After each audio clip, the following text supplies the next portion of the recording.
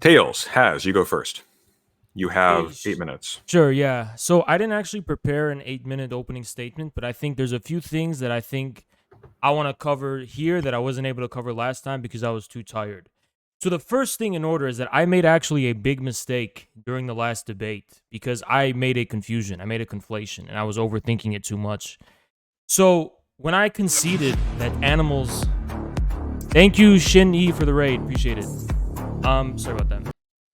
When I conceded that animals are in fact conscious, for some reason I was confused and I thought that what he was trying to say is that for Hegel, animals are attributed with a degree of self not a degree, they are attributed subjectivity and selfhood. And obviously that is the case. In Hegel's philosophy of nature, um the organism in general, not just plants, but also the earth and plants have some kind of subjecthood in relation to their own generality. That's a completely different thing than subjectivity proper for, speaking subject. So it's I confused that for some reason with consciousness, and I thought he was trying to say that by the criterion that there's some kind of similarity between the division between generality and individuality that Hegel establishes is uniquely the case for animals as opposed to plants with consciousness. And that was a big mistake on my part. As a matter of fact, within the very opening of Hegel's philosophy of nature, it becomes very clear that Hegel has a working distinction between nature and spirit, and that animals actually fall within the category, I guess it's a loaded term philosophically, of nature. Animals do not participate in spirit proper, as far as Hegel is concerned. Now, one of the reasons why this was so confusing is because Hegel also makes it clear that the dialectical concept, which is interior and which emerges only in spirit, is the very thing that leads the stages of the philosophy of nature further. So, for example, beginning from mathematics to inorganic physics to organic physics, the thing leading these stages along is the very same dialectical concept, which emerges only in spirit. But that doesn't mean that it's the same thing as the domain and sphere of spirit proper. And I think one of the other reasons I had this confusion, because I was thinking more of the question of the implications this has in cosmological terms. Like, what does the implications of the emergence of spirit have for like a cosmology of spirit, which I guess is the work of Ilyenkov itself. Like, how is it that nature becomes the thinking consciousness? Um, so I think I was being too generous with perspective philosophy and attributing him with a degree of depth that wasn't there. Because he wasn't talking about that. As a matter of fact, the stage of consciousness, if you can even call it a stage proper, within Hegel's phenomenology of mind, is only meaningful from the perspective of being an orientation, a path to absolute knowledge. Consciousness, and moreover self-consciousness and other stages, are, for Hegel, rather than necessarily Based. existent stages within which different kinds of beings dwell, they are moments of the incomplete. They are moments of not only moments of absolute knowledge, but they are also incomplete perspectives on the question of absolute knowledge within the history of philosophy. And Hegel makes that very clear. Even the question of whether consciousness or self-consciousness exist as such is by no means clear in Hegel, rather than just being incomplete perspectives in the history of philosophy. So this idea that Lewis was forwarding, like that, oh yeah, humans belong to the middle term of self-consciousness and animals belong to the term of, it's a complete absurdity. Hegel makes it very clear, also in the philosophy of nature, of the sphere of humanity and the sphere of spirit coincide. It's one and the same sphere. Like, spirit begins with humanity. So consciousness, self-consciousness, reason, spirit, etc. These are not things that you can, neatly box. These are not. This is not some kind of like cosmology within which humans only occupy one sphere. Humans are a part of every single sphere, every single one. the question, like, humans are not just the middle term, as Lewis was putting it. That's a complete ridiculous absurdity. Humans, uh, humans. All of this phenomenology of mind is describing humanity proper. You can say that 3 minutes left. Yeah, you could say that the different spheres represent like different relationship humanity has, different relations, but to absolute knowledge, I mean, but ultimately it's all humanity. It's not just the so-called middle term. Maybe what he was trying to say is that self-consciousness is the extent of humanity as can be conceived of like as an individual, and moreover, not just an individual, but an unreflexive, like non-philosophical individual, like the kind of pre-moral individual of Kant. Even then, that would be very wishy-washy and very ambiguous. So, let me think. Is there anything else I wanted to get to? 'Cause I have 3 minutes. I can think about it.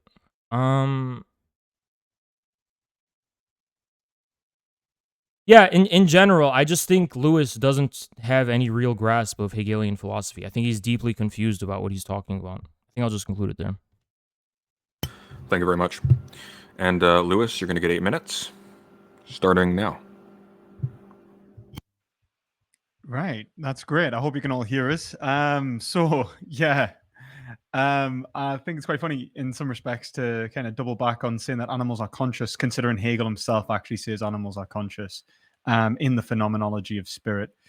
He actually says, I'll find the quote if you like. He says, what is it? Where is it?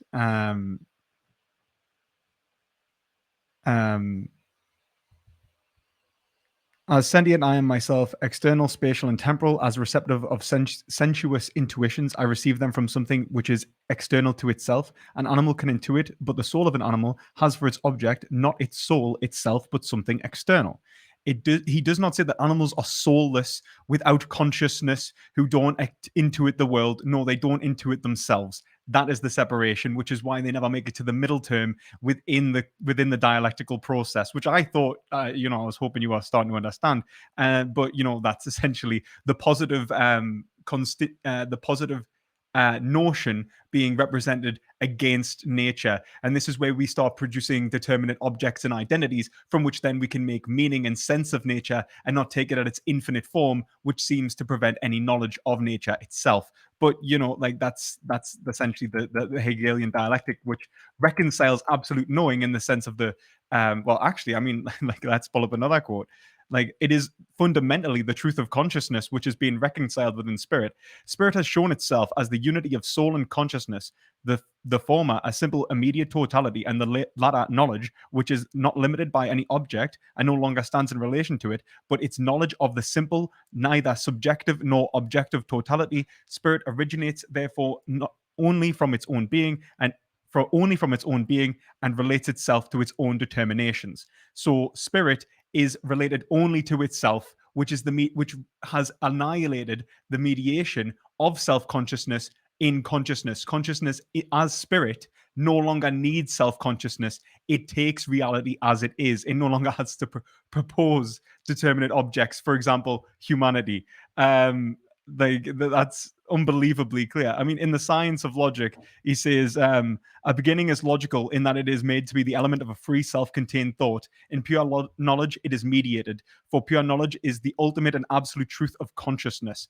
Like, I mean, I don't know how many times I have to say this, and he does say that animals are conscious. He just says that animals don't will themselves, so cannot own themselves. He basically says they are conscious, but can't, contain their own, own their own spirit.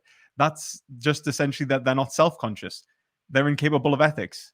So they're not able to sign contracts, which I don't think many of us would disagree with. But his inability to reconcile consciousness and self-consciousness because of his own ideology is exactly what we need to talk about.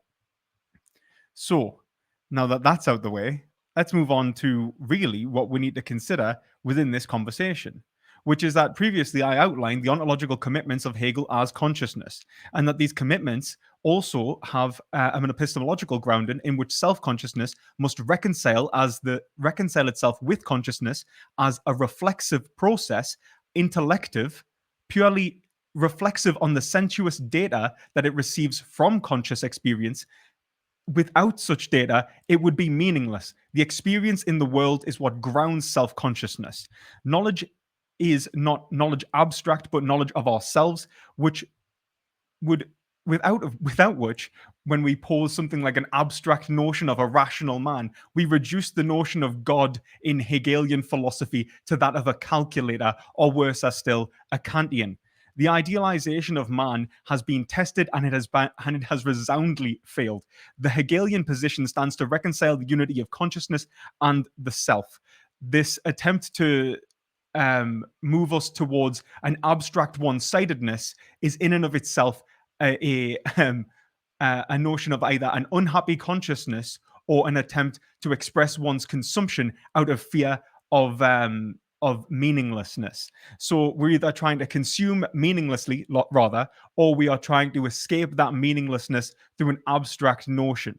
So you can either pick. You're either someone who consumes animals because you like the taste of them and you're scared of giving up your favorite foods, or you do it because you have some sort of supreme anthropocentric notion. You know, you're a Christian, you're a Muslim, or something like that.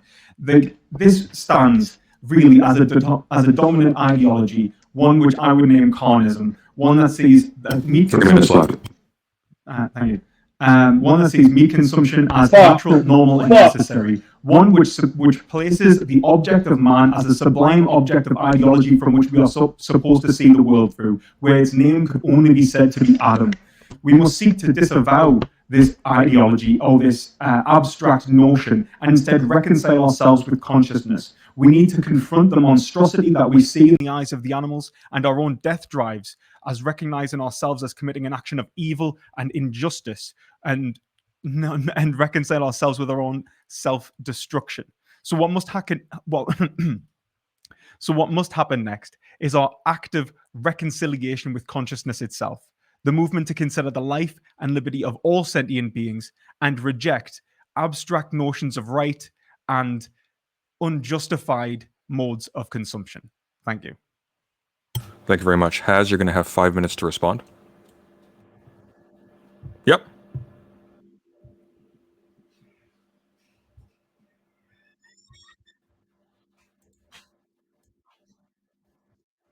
Okay, well, we can hear you on my end. I'm sorry, I gotta fix my stream though. Okay, no worries. Take your time. Properties, default. Hold on. Okay, I think I got it fixed. I got it fixed. Okay, we're good. Perfect. All right. 5 minutes. Okay, let me just go. We got 5 minutes? You got 5 minutes. Yeah, okay, sure. Lewis, Hegel does not say that animals are conscious. You literally just pulled that out of your ass. The relevant passage you just described proves that animals could not possibly be conscious because consciousness takes as its premise the very subject-object distinction, which animals are not capable of having. Consciousness, Lewis, is not simply is not simply like the ability to intuit, the ability to have intuitions or whatever. Consciousness specifically refers to these what an object is for another, for someone. For Hegel, it's very clear that animals do not possess this, it's interesting, and also that you keep fucking dodging the point, which is like as clear as day. It is like so one-sidedly apparent. For Hegel, within the very philosophy of nature, you can read the first part of that philosophy of nature. Animals belong to the domain of nature. Humans belong to the domain of spirit. Hegel, there's no ambiguity whatsoever as far as that's concerned. Now, what you're trying to do is make it seem like consciousness is some kind of existent for Hegel, right? But in nowhere does Hegel say consciousness is an existent. Consciousness for Hegel represents an incomplete perspective as far as the quest for absolute knowledge is concerned. Hegel, for example, talks about the immediate consciousness, of sense certainty, right? And the whole thing that is driving this process along is the quest for absolute knowledge, okay? When Hegel talks about consciousness, he's talking about the inadequacy of consciousness to exhaust this. That's why for Hegel, there is actually a moment in which consciousness necessarily must become self-consciousness. Okay? And this follows imminently. Hegel doesn't say consciousness becomes self-consciousness because of some biological mutation. Hegel says consciousness becomes self-consciousness because the attempt to arrive at the absolute knowledge by means of the immediate consciousness of objects in the world ultimately fails and becomes inadequate. So eventually, consciousness itself, as selfhood, must become such an object. And this is the stage for Hegel of self-consciousness. It is so fundamentally meaningless to say that animals are conscious because animals are not like caught in this quest for absolute knowledge whatsoever. So no. Then the second thing you said, that it's very clear for Hegel that you said a lot of word salad and a lot of mumbo jumbo about self-consciousness. Hegel, yeah, it's very clear that humans are the middle term. No, it's not clear whatsoever. Hegel, nowhere does Hegel state that humans are the so-called middle term. For Hegel, again, the phenomenology of spirit exhausts is all humanity. It's all humanity that's participating in all of these stages. It's all moments of humanity. Actually, the young Hegelians precisely interpreted it that way. They got rid of the element of God and were basically just saying that it's just a fundamentally human. Hegel was secretly just saying that this was all man, or as Marx said, the conclusion of German philosophy is that man is the highest essence for man. I mean, you can get rid of, you can reject that perspective and say Hegel was really talking about God and so on and so on, but animals don't figure in it whatsoever. You're saying, yeah, consciousness isn't some kind of existent premise. Consciousness is a stage of inadequacy for Hegel and nothing more. Now, if you're talking about consciousness as the elementary moment of the subject-object distinction, 1 more minute. then yeah, obviously consciousness has great importance for Hegel. But what consciousness actually is, so far as its essence is concerned, has to be taken at the end of his philosophy, not the beginning. He doesn't establish a dogmatic premise that he remains committed to the very end. What consciousness actually must necessarily be is at the end of the phenomenology of spirit, not the beginning. You said that is clear, but nowhere is... I forgot, I don't know what you said. The so-called ontological commitment you're talking about consciousness is just wrong. You're talking out of your ass. Hegel describes the inadequacy of consciousness, and that's the whole point. I already said that. Now, you may oppose the so-called idealization of man as a failed enterprise or whatever, but Hegel recognizes humanity and man as the exclusive domain of spirit. It is literally meaningless, incomprehensible, and absurd to think that the animals can belong to the sphere of spirit. All right, that's a good line to end on. If you 'cause we're reject on, it, you're not a Hegelian. Okay, that's it. Yeah, we're on time. Yeah, sorry about that. And Lewis, 5 minutes.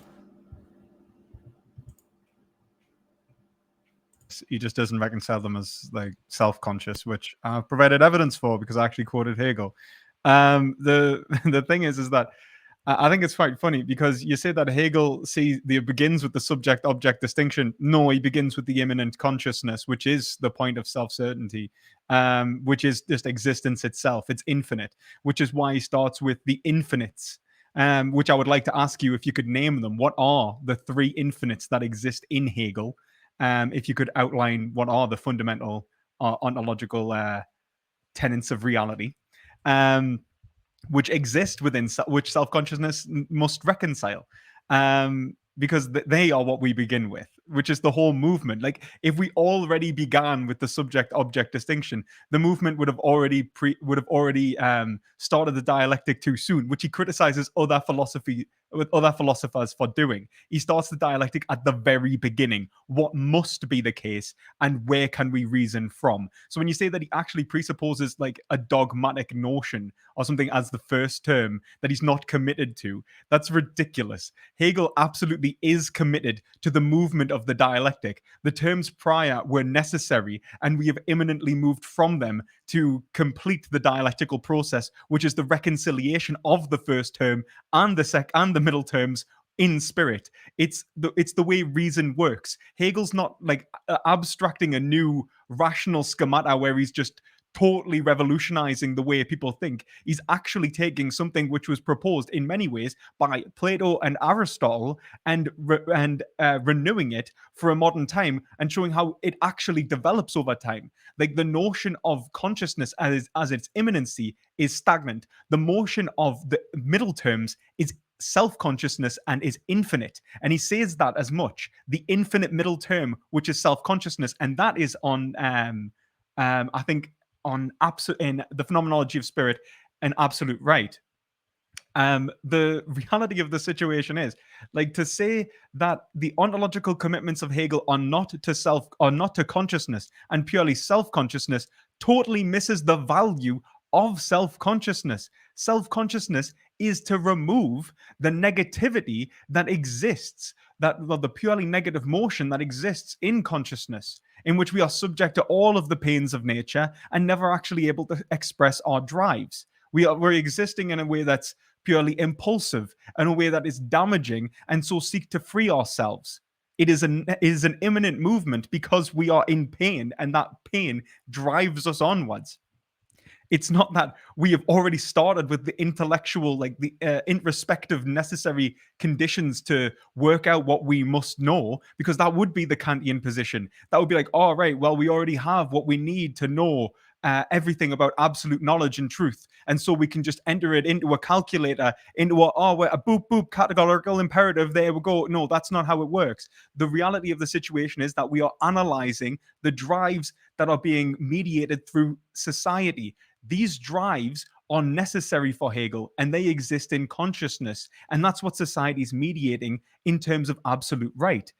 At the point of absolute right, there is no confliction in the system of drives. Now, Hegel sees that as being purely anthropocentric. Of course he does. He was writing 300 years ago. It is absolutely odd when people were even non-racist 300 years ago. And you said yourself, Hegel is, fairly conservative as an individual. That's not surprising. But looking at Hegelian philosophy through the lens of what did Hegel think would be dogmatism and historicism. That's 1 minute not left. how it works. You don't go, Hegel thought X, Y, and Z, and then seek to prove his conclusions. You take the Hegelian method, you take the ways in which he understood the world, and then you apply it to the problems that we have. And that is what contemporary Hegelians do, which is why we don't seem to be trying to promote some sort of monarchy for some reason. It's almost as if it had everything to do with him living in Prussia. Like, oh my God. Like, anyway, the whole point of this scenario is to reconcile that consciousness must reconcile itself with itself. That is the mandate in spirit. When spirit has done that, then spirit is free. Now, I've given you 4 quotes. I think was it 4 or 3 quotes explaining that. Now, I ask you the question: what are the 3 infinite tenets which are the ontological foundations for Hegel? The 3 infinites in Hegel. All right, thank you, and that's time. Yeah. So Okay, and by request, we're going to move into open discussion. For the audience, if you want to ask questions, I cannot see them unless they're in my chat. So you're going to have to come in here and put them into my chat. I ask that you put an asterisk on both sides of it so I can identify it quickly. And we'll try and go through as many as possible in the last 20 minutes. We're going to go for about an hour if we're both okay with that. Yeah, guys, take it away. So, Lewis, I'm actually not going to entertain your little attempt to quiz me or whatever, because you're not the teacher in this scenario. You're my student, as proven by our actual. Because you don't know. You're avoiding the question. Well, you don't know. Okay, so you're randomly going to quiz me on random bullshit. Establish Sunday, he's allowed to interrupt me like this? Because I can interrupt too. I could be way more unpleasant than you, Lewis. We don't want to play this game, do you? Hang on, guys. Little boy, don't play this game with me, Lewis. Don't play these gorilla games with me, little boy. Lewis, 10 seconds, then Lewis, go. Lewis, you failed to actually. I have to respond to a lot of the shit he said. I only get 30 seconds. You get 10 seconds until he's allowed to interrupt. Okay, yeah, Lewis.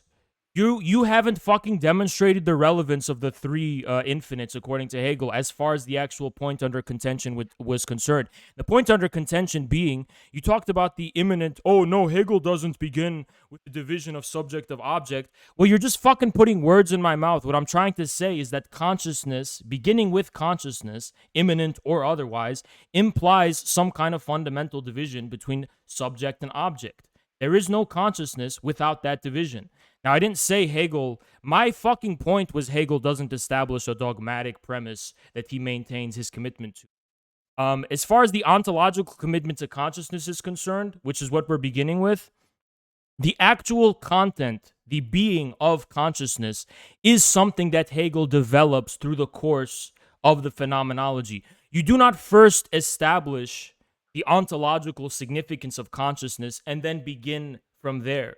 That's not the nature of Hegel's thinking, and it's not his method, and it's not how his system worked.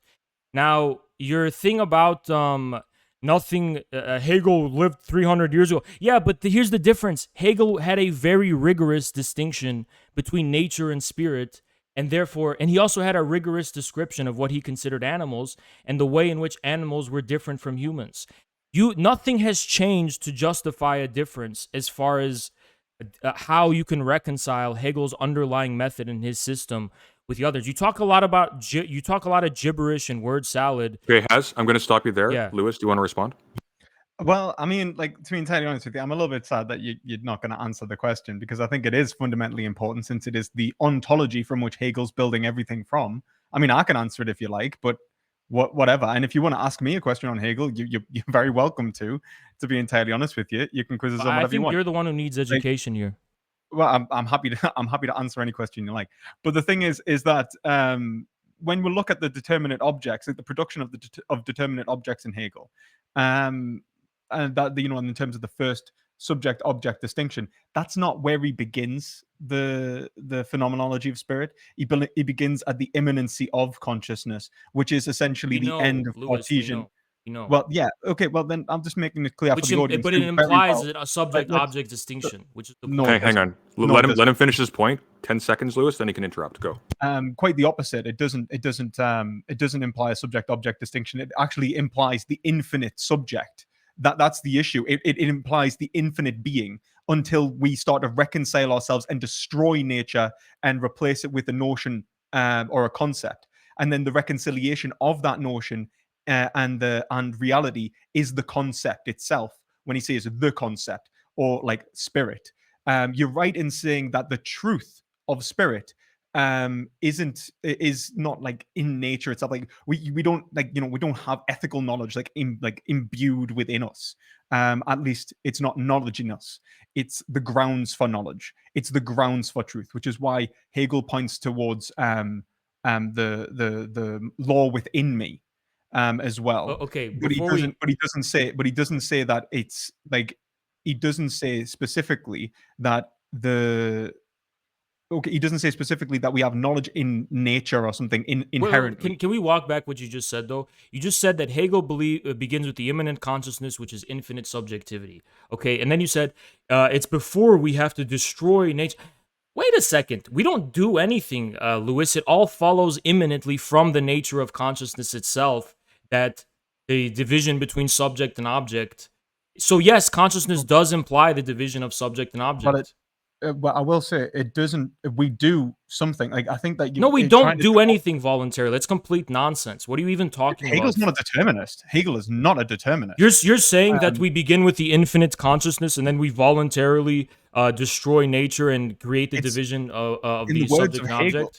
In the words of Hegel, the substance is separated through action. Everything is a moment of will. Okay, like, there is, but that doesn't make it voluntary. Here, hang on, one at a time. Lewis, it is the will. It is. Sorry, it is the will. The will figures in his ontology. Hang on, Has. The will isn't separate from being. Let him finish his thought, Has. Lewis, go. I was just saying that we are the will. That when we are acting, we are manifestations of the will. The will is not separate from being.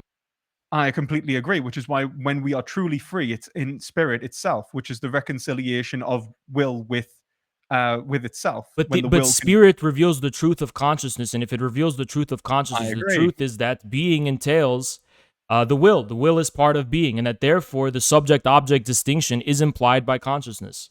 It's not that the will is part of being, it's that the will is being, that all there is will. Like that, like it's not to say that, like, so when we talk about what Hegel's seeing as the foundation, he wouldn't see a consciousness as something which is inert. It's Listen. non-acting. Okay, It's, how it does is a will. objectivity arise according to Hegel?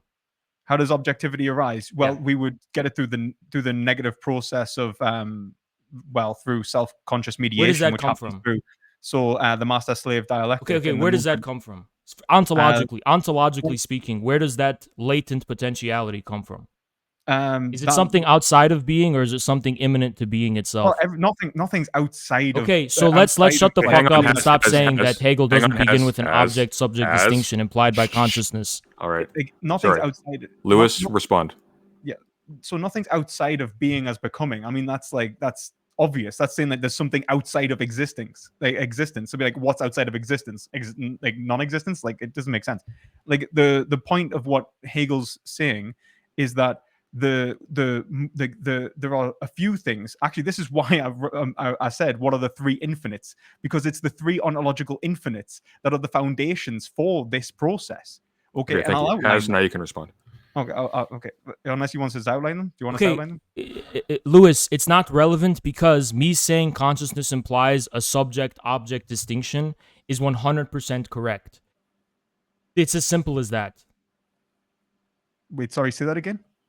Me saying that consciousness implies a division between subject and object, and that for a being to possess consciousness, it must be able to differentiate, it must participate in a subject-object distinction. It must be able to be cognizant of objects, to be conscious of some kind of content. That is 100% true. You contested it by talking about a lot of gibberish and word salad, and I had to rein you in, and now it seems like you're conceding on the point. No, I would 100% say that the subject-object distinction is actually a product of language. I mean, this isn't even just in Hegel. We could go to Heidegger. Consciousness presupposes language for Hegel. Consciousness presupposes language. Yes, no, a conscious being is a being that possesses language for Hegel. No, yes, it does. Yes, it literally does. Why does he? For Hegel, consciousness is an object hang on. for One at a time. another. One at a time. Has finish your thought, then Lewis respond. Consciousness, yes, implies language and presupposes the elementary subject-object distinction proper to language. There is no conscious being that does not possess language according to Hegel, because the necessary mediation of arriving at what an object is for another, for some kind of subject, relies upon and implies language and the mediation of their natural world or whatever, the real world, by language. So yes, consciousness implies language. Like I said, you don't seem to fucking understand. Hang on, has you responded? Lewis, you get to respond now. So that's fundamentally false. I mean, if you look at where he says determinate objects come from, because he starts with the infinites in two respects. I mean, you can look at the three infinites which he poses as within spirit, and then you can look, which maps very well onto notions of the Trinity, by the way. So when you look at and it's allegorical, and I don't think Hegel's name what's relevant about the three infinites. Name what's relevant. What's relevant? Yeah. Okay. Here, we have in the this self, argument. the other, and matter. So the mediation between the self and the other is how we understand matter. And our understanding of the other is mediated through matter, and our understanding of self is mediated through both of them. It is a unity which, when separated, becomes incapable of producing knowledge. But So when who is combined, separating anything? Why? When did I separate this unit?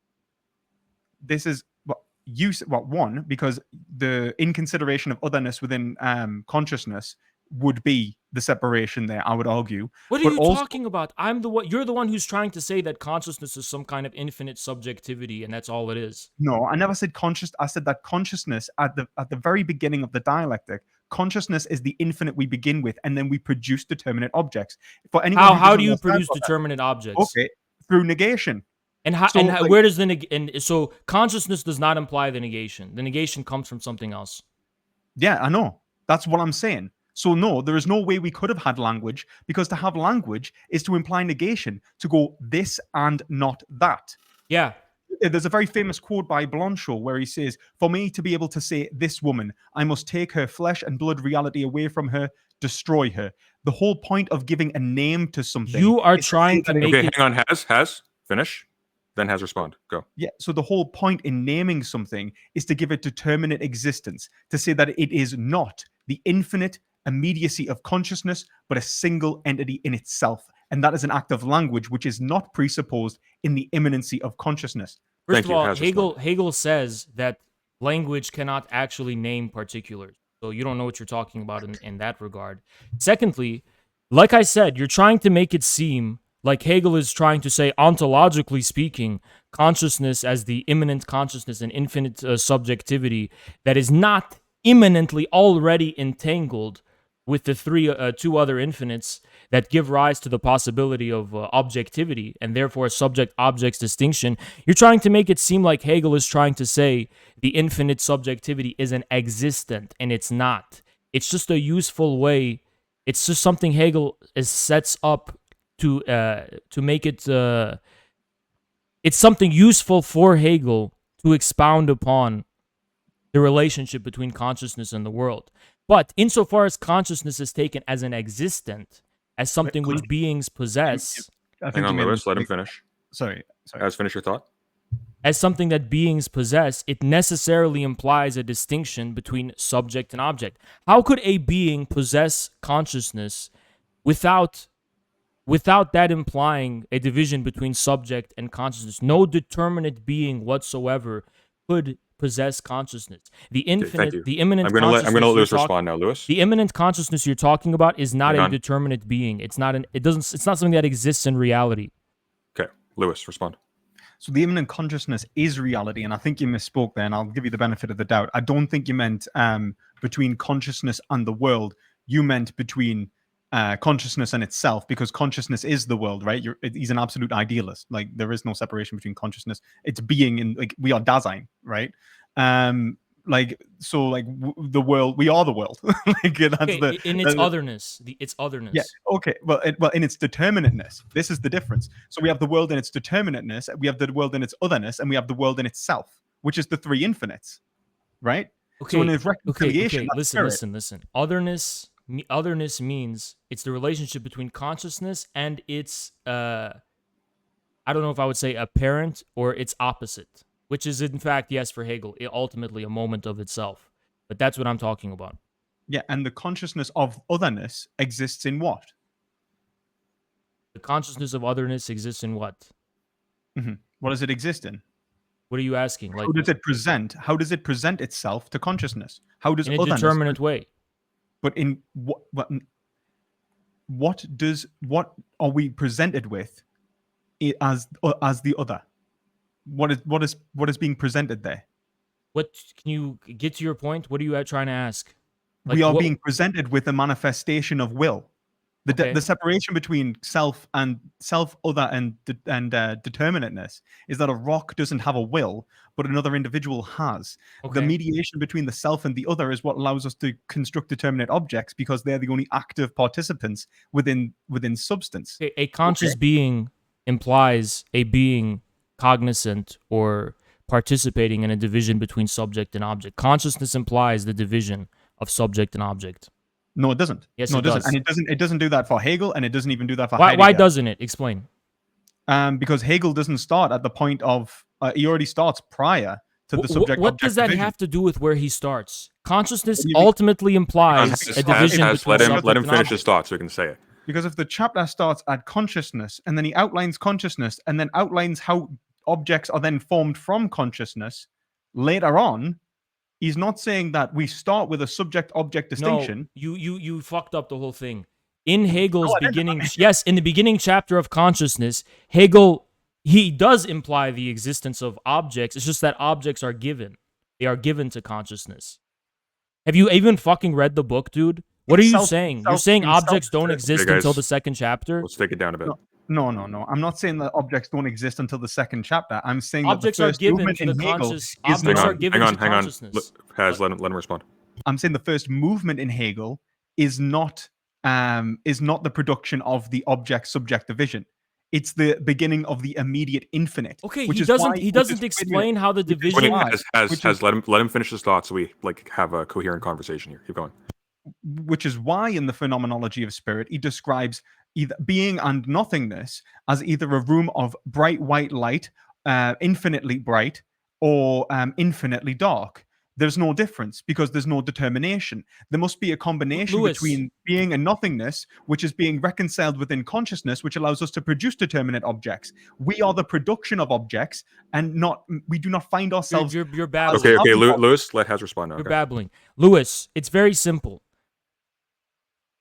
He may not arrive at in the first chapter how precisely the division is engendered, but that is different from saying the division isn't implied. The division is fucking implied in the first chapter because objects for Hegel are it is the immediate object of consciousness is objects in the world that relate to consciousness in an immediate in an immediate way, according to these philosophical perspectives he's critiquing. Hegel says, obviously, that such an immediate consciousness is not even possible, and he critiques the possibility of a real immediate consciousness. Like I said, there's a reason why chapter 1 leads to chapter 2, because of the inadequacy of chapter 1 in being able to actually arrive at the point of real absolute knowledge.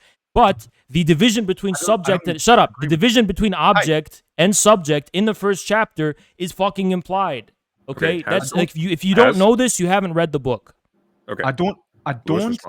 Like what I'll say is that the whole point of the first chapter is to show that the will's engagement with reality is an engagement with itself from which it seeks to satisfy itself. It is the attempt to self-satisfaction which produces the subject-object divide. So what?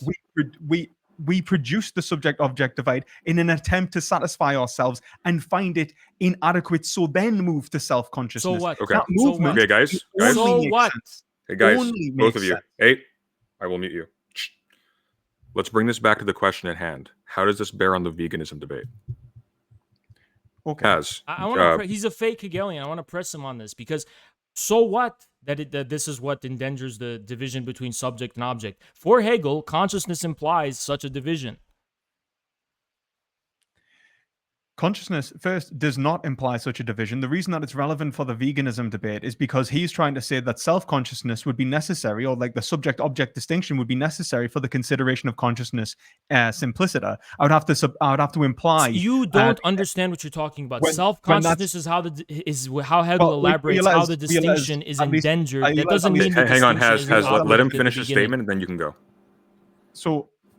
the whole point in Hegel is the mediation of the will in the attempt to produce a world from which it can satisfy itself. If the subject-object distinction was already presupposed, this would already imply that they had the world in a way which is mediated. But they seek mediation. It's the constant drive for mediation that moves consciousness to self-consciousness. Okay, thank you, Lewis. In the first place. No, yeah, but here's the thing, Lewis. It's not such a drive that leads it to this. For Hegel, the conclusion is already implied at the premise. It's just developed at the end.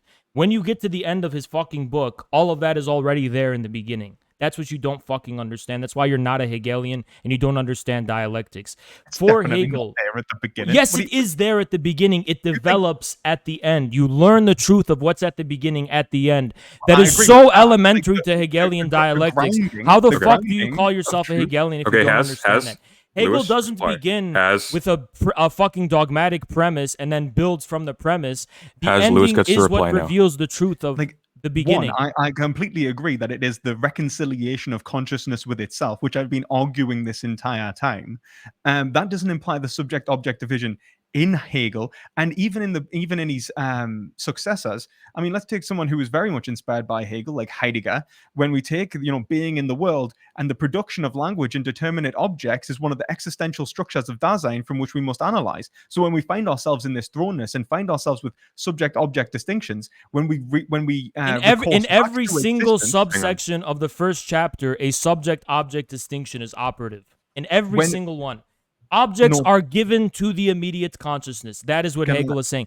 Hegel is talking about why consciousness is immanently inadequate. He is not saying consciousness is some kind of discrete stage. He's saying that consciousness is almost a kind of perspective philosophers have had, which is ultimately inadequate to satisfy the need for absolute knowledge, which is the whole fucking reason why he wrote the book in the first place, to actually satisfy what it would mean to have absolute knowledge. And Hegel is saying consciousness as Hang on, let him finish his thought, then you can respond, Lewis. Keep going, Hess. consciousness as something.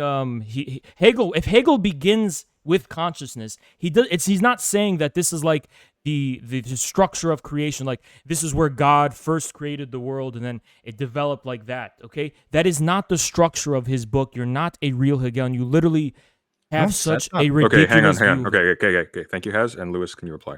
Like fighting straw men is really not doing you any good, mate. Like I have outlined my position time and time again. If you can't understand it, then I suggest either a reader's guide to the phenomenology of spirit Perspective. Let me break down. Okay, I'll break down your position. Hang on, Hess. Let him finish his response, and then I'll let you go. But the argument that I'm making isn't controversial, and it's not something that even struggles to reconcile itself within spirit. The will is willing itself towards spirit. Now, you say that like the truth of spirit already exists in consciousness. I mean, yeah, in the sense that it's unmediated and like without determination, but that precisely is why it's inadequate, which is why we move through. Like, so I don't see why that's necessarily relevant, except for in relevance to my position, which is the consideration because it of implies the ontology. distinctions there from the beginning. Hang on, Hess. Which is Try to be concise, Lewis, okay? Yeah. So, which is the consideration of the ontology of consciousness, which exists within animals as well as humans.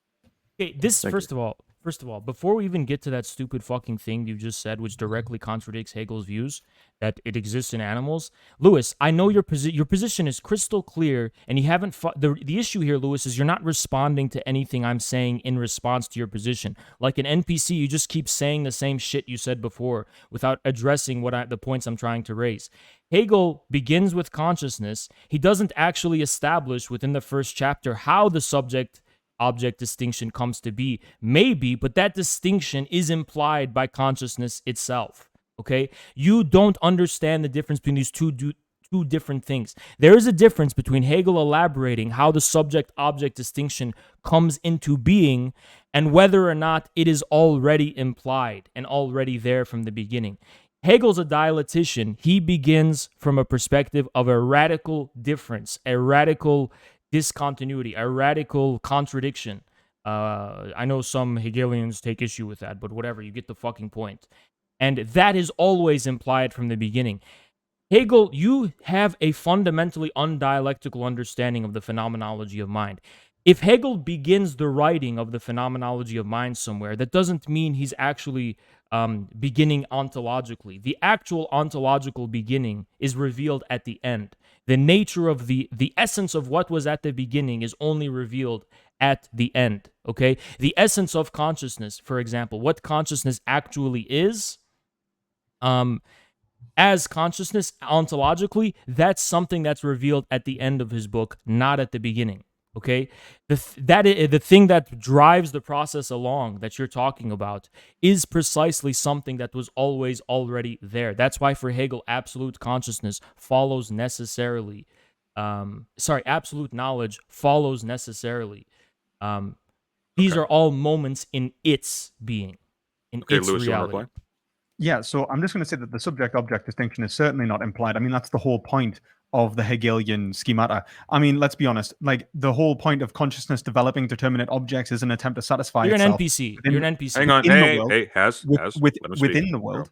So the reason that we move to self-consciousness is because the desire to satisfy ourselves within the world has been frustrated by the existence of the other. We see something which is monstrous to us, a will which resists Did you read us it? and prevents our satisfaction. So the negative force which moves the dialectic is the frustration of the will itself, which, yes, is Did present. you read the first Hang on, chapter? Has you had time? Lewis, finish your thought, please.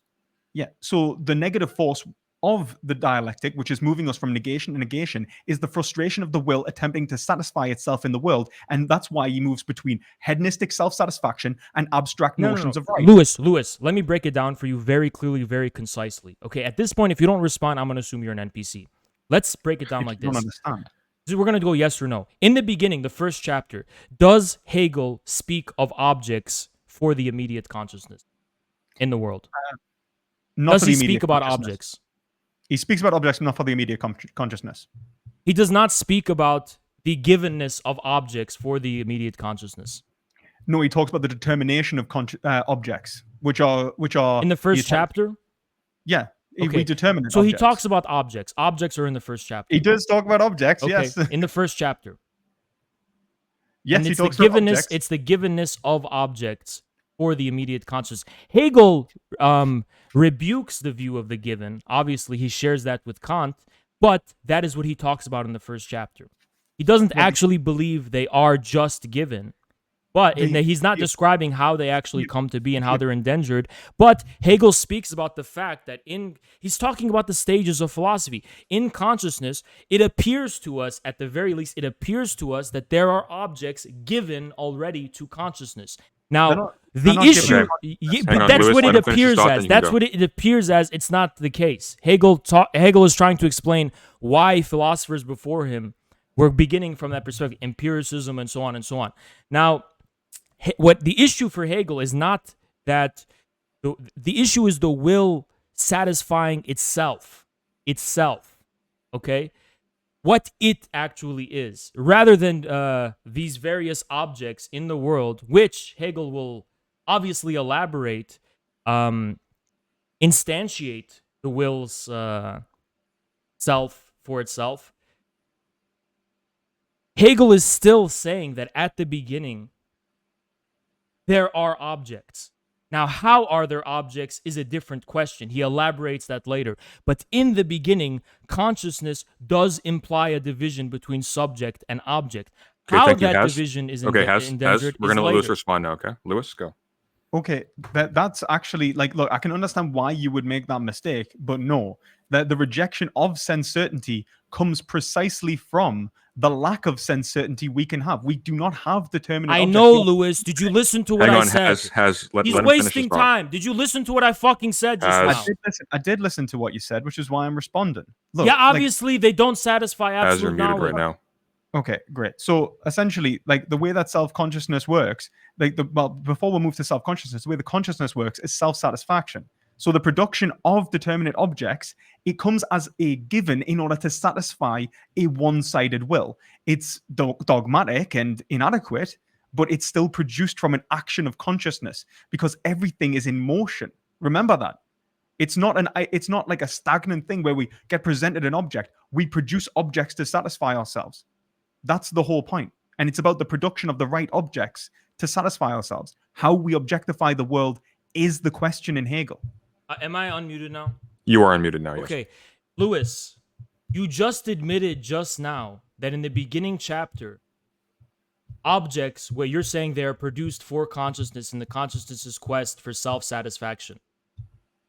So consciousness does imply a division between subject and object. No, the consciousness implies a desire for the division between subject and object. But no, that division between subject and object is established by consciousness. Consciousness establishes it. It's something that consciousness seeks to establish. It does establish it. It does establish it. That's the whole point, because the reconciliation of the world with itself. Okay, Lewis, can you respond? I want to get. Hang on. Has let him finish a sentence. Lewis, finish your thought, then Has. The reconciliation of the world with itself is the destruction of the subject-object distinction. We no longer need it. The will is purely in tune with the world around it. It understands itself as the world. Okay, Lewis, thank you. Has, go. Okay, perspective philosophy. You're trying to obfuscate the question. I'm going to get to the meat and potatoes and just see if you can respond to this. Okay? Just see if you can respond to this. For Hegel obviously says that the perspective of consciousness is not enough to actually exhaust how the subject-object distinction is arrived at. We cannot solely through consciousness arrive at the distinction between subject and object. But despite the inadequacy of consciousness alone in being able to arrive at this, that distinction is still there and operative. And that is precisely why consciousness is inadequate. The distinction is there even if consciousness is inadequate to understand it. You have not made it clear. You have not proven, you have not demonstrated you actually are aware of this distinction that I'm trying to fucking point you to. Can you please address this point I'm raising? There's a distinction between the how and the is. Okay. Has, no interrupting when he responds this time. Okay. Go. the is, right, which would be being itself. And that's something that happened way before Hegel, by the way. This goes right back to Parmenides, right? Although Hegel would see this as an infinite negative and not an infinite positive, is an infinite nonetheless. It does not have form. The positing of essence is an action within consciousness. That's the point. Lewis, am I unmuted? You are unmuted. I'm not muting you except when you Lewis, talk over for the me. last time. For the last time, Lewis. Consciousness inadequately attempts to seek knowledge of a division already set before it. A fundamental distinction between subject and object, which is implied by consciousness for Hegel, because for Hegel, consciousness seeks to arrive and explain the objects given before it, or that it believes to be given before it, which are not in fact given, but in fact engendered by consciousness itself. Yes. Hegel makes that very clear. You outlining some one-sided ontology, which in no way could possibly be Hegelian, because for Hegel, the implications of absolute knowledge are implications for being. In other words, for the nature of being itself from the start. Hegel doesn't say we begin from some kind of one-sided being and then voluntarily by means of philosophy add more to it. Philosophy itself participates in being for Hegel. So that distinction you're drawing is completely false. For Hegel, consciousness implies a division of subject and object, even if consciousness, like we're going in circles. Can you please demonstrate you even understand what I'm trying to say? Even if consciousness is inadequate, the so-called stage of consciousness is inadequate to comprehend how the division that is the very object of consciousness is possible to know, that division is still there and implied by consciousness itself, because consciousness implies a radical contradiction or discontinuity at the heart of being itself. Otherwise, there would be no consciousness, only a one-sided being. Okay, it's on record now that your charge is that he's a fake Hegelian. I'm going to let Lewis respond to that, and then we're going to drop that charge going forward. Okay, we're just going to talk about the subject matter at hand. Lewis, please respond. Okay, so like calling us a fake Hegelian, I think is just ridiculous. I mean, like one, not because I've actually outlined Hegel. I would argue in a way that was more complete than you, and you won't actually answer my questions on Hegel, and I will answer any questions on Hegel. And when I do, except the ones I did. Hang on, let him respond. And when I do answer, you just find the answer not to your liking, and so you get mad. But look, like even at the start of consciousness, like the beginning of the dialectical process is a pure here and now. It is a universal unity of experience. It is thisness, absolute presence. That's all it is. To go this and that is the next movement, right? Which isn't the next chapter. He does quite a few movements in a chapter. Which is why self-consciousness is a huge bit of the book. Like the next movement is a this and a that. It's going, this is a bottle, that is a microphone. That is the objects. Next movement. Yeah, that's the next movement, which is the proposal of objects against the subject. But prior to that, that distinction does not exist. And even before, and he even says, yes, it does. Because of its concrete contents, sense certainty eminently appears as the richest kind of knowledge, indeed a knowledge of infinite wealth for which no bounds can be found, either when we reach out into space and time, which is dispersed, or whether we take this bit of wealth and the division enter into it, right? Okay, now I'm just going to cut you off there. Lewis, because we're running a bit long on that response.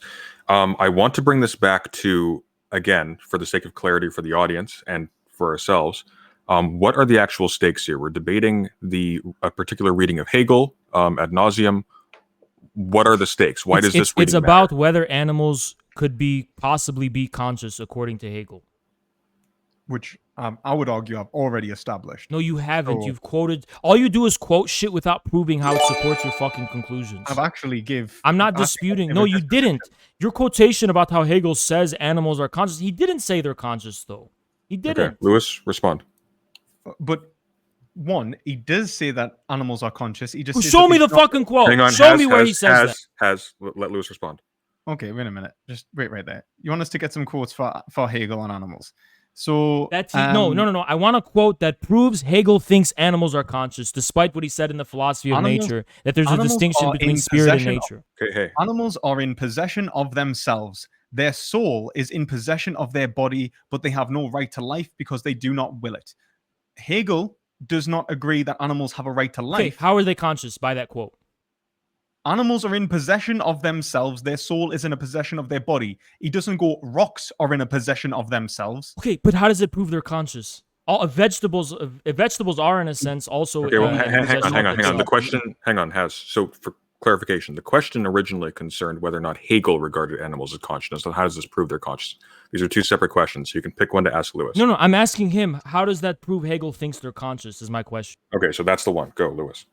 Okay, because Hegel proposes a soul or a foundational spirit that exists in the animal, which has not itself as its object, but only its externality. It is only direct relationship with the world where it seeks satisfaction. It's at the place we start. Quote the relevant quote one more time. I'm going to show you why you're wrong. Okay. So animals are in possession of themselves. Their soul is in possession of their body. Their soul is in possession of their body. Does Hegel say that animals are in possession of their soul? They have no right to life because they do not will it. So they are not in possession of themselves. They are not. Okay, animals are not in possession of their soul. Their soul is in possession of their body, right? Yes. What do you think now, since you know so much about Hegel, what would Hegel say about vegetables in regards to the nature of their soul? Well, actually, I can quote that. Go ahead. But only because he's horribly sexist. At one point, where he says men correspond to animals while women correspond to plants because their development is more placid and their principle underlies a vague unity of feeling.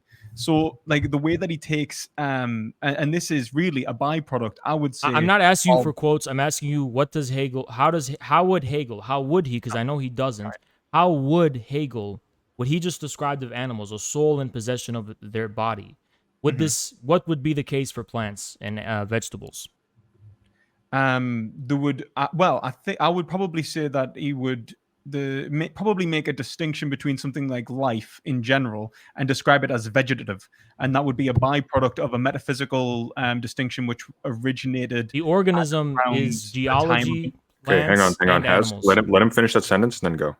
So like this like if you look at Hegel's philosophy, like the way that spirit is kind of separated in terms of soul is very much built off Christian metaphysical analysis. Okay, Lewis, I meant finish the sentence you're already on. Let's start Oh, from there. right. Okay, fair enough.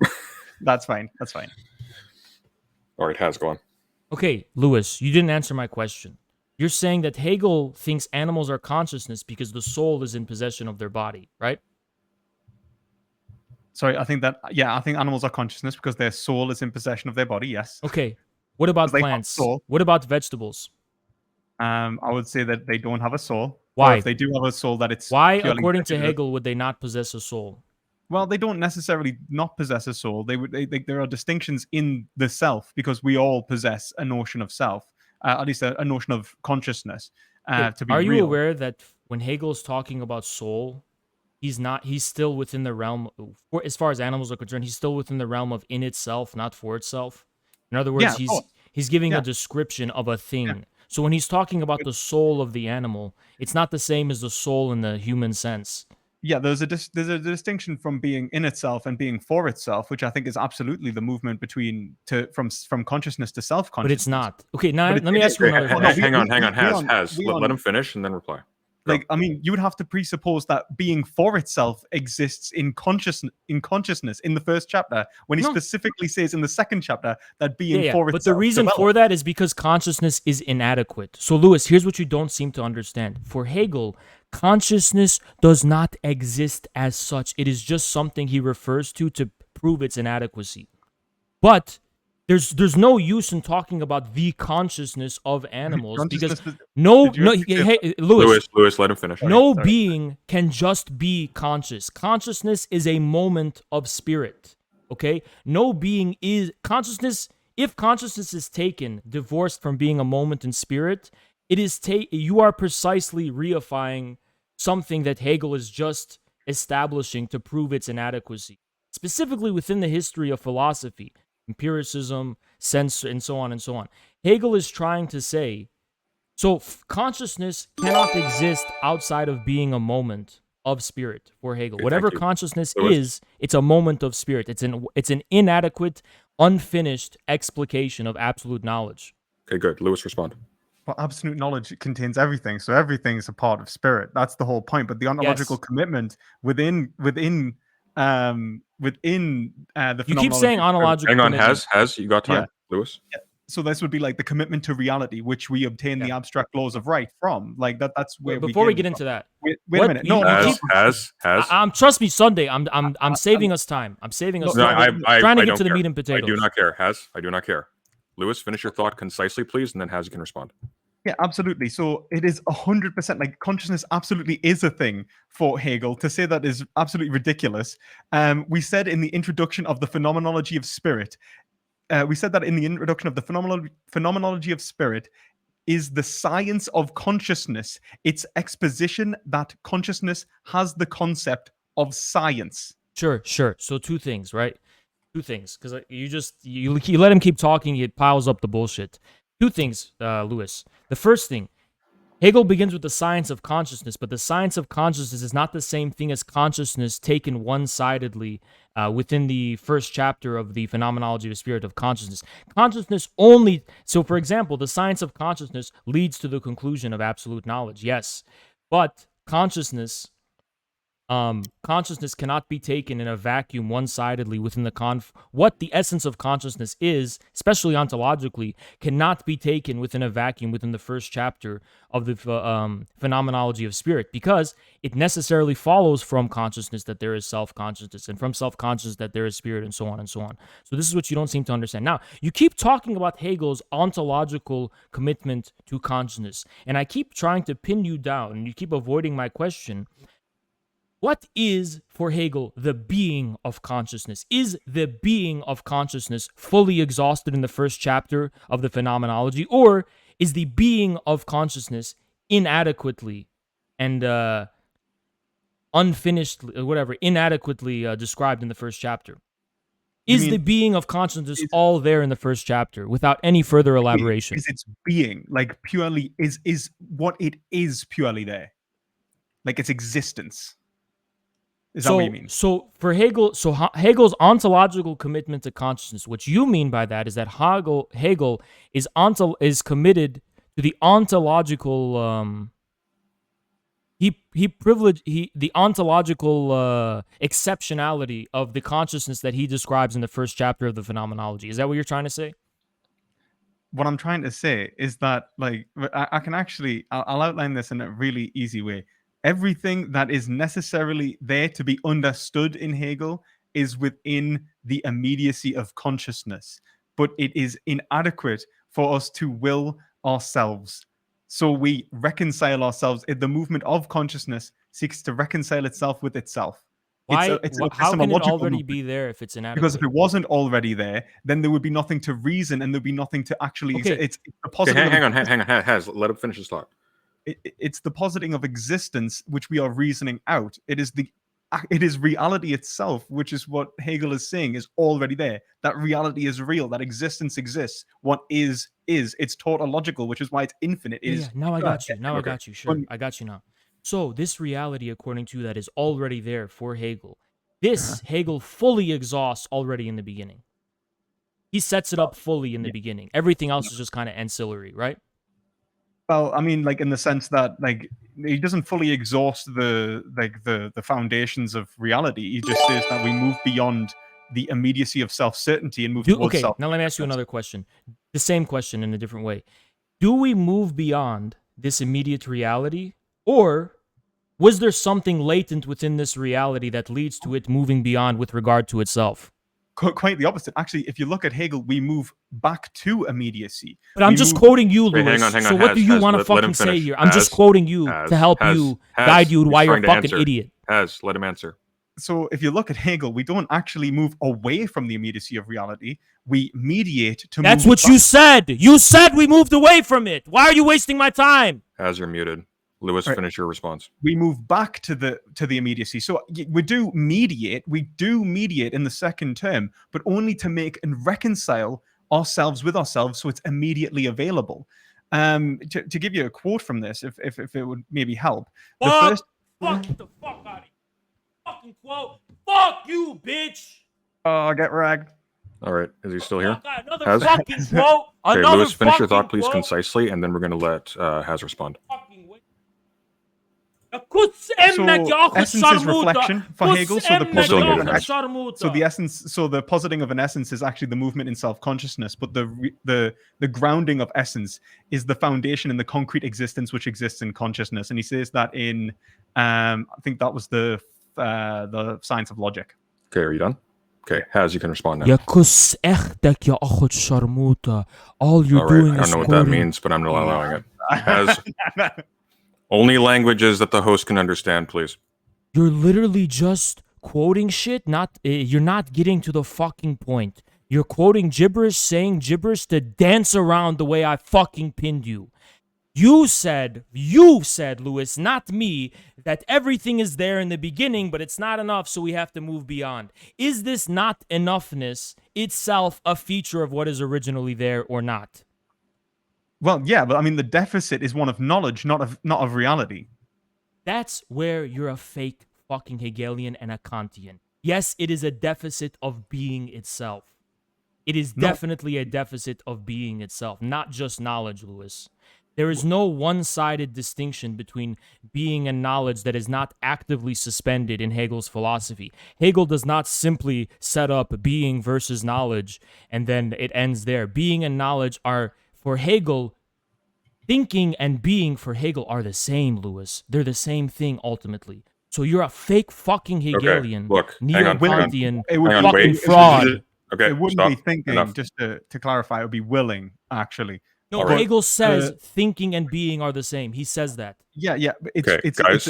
it's a will. It's I'm talking to both of you. Okay, Lewis, you want to Lewis, interpret it as a will only. Lewis and Haz, you're both muted because you're not listening to me. So I will suffer a lot, but not that one of my participants be accused of being a Kantian. So we're going to move into audience questions. Again, if anybody has a question, you may put it in my chat, otherwise I won't see it. I need you to put an asterisk on either end so I can quickly cycle through and find them. Thank you very much. Let's find some questions here. I've got a question for both of you, actually. We've been talking a lot about whether or not animals are conscious. I want to know what the stakes are, if indeed they are. Why does it matter whether or not animals are conscious? Because it, first of all, A, proves he doesn't know anything about Hegel. That B, even though I already wrecked him as far as the supposed necessary conclusions that would follow from this, and even if I were to concede that animals are conscious, which I don't, the conclusion obviously doesn't follow. We established that last time. He didn't even respond to any of my arguments. But first of all, you're not even able to arrive at the conclusions you did in the first place because your fucking premise is wrong. Animals are not conscious. Lewis, do you want to reply to that? Yeah, so I will say that I think it's quite funny that he says that it doesn't matter if animals are conscious, even though the whole point of what he's arguing here is to go, I was way too charitable. I shouldn't have said animals are conscious because this means that we are considering animals within. Here's the within thing, spirit. Lewis. So I'm it's fully, like Lewis. Hang on, Haz.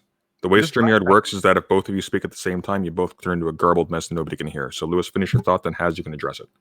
Yeah, I just think that he's backpedaling. I think that he's attempting to undo the debate that he had because it was that bad. Oh, really, Lewis? He's Is done that even why worse. Lewis, you always conflate shit. Lewis, here's what I just said. And Sunday, don't let me say my piece, Sunday. Okay? Here's Yeah, what it's your you turn. said. Here's what you said, Lewis.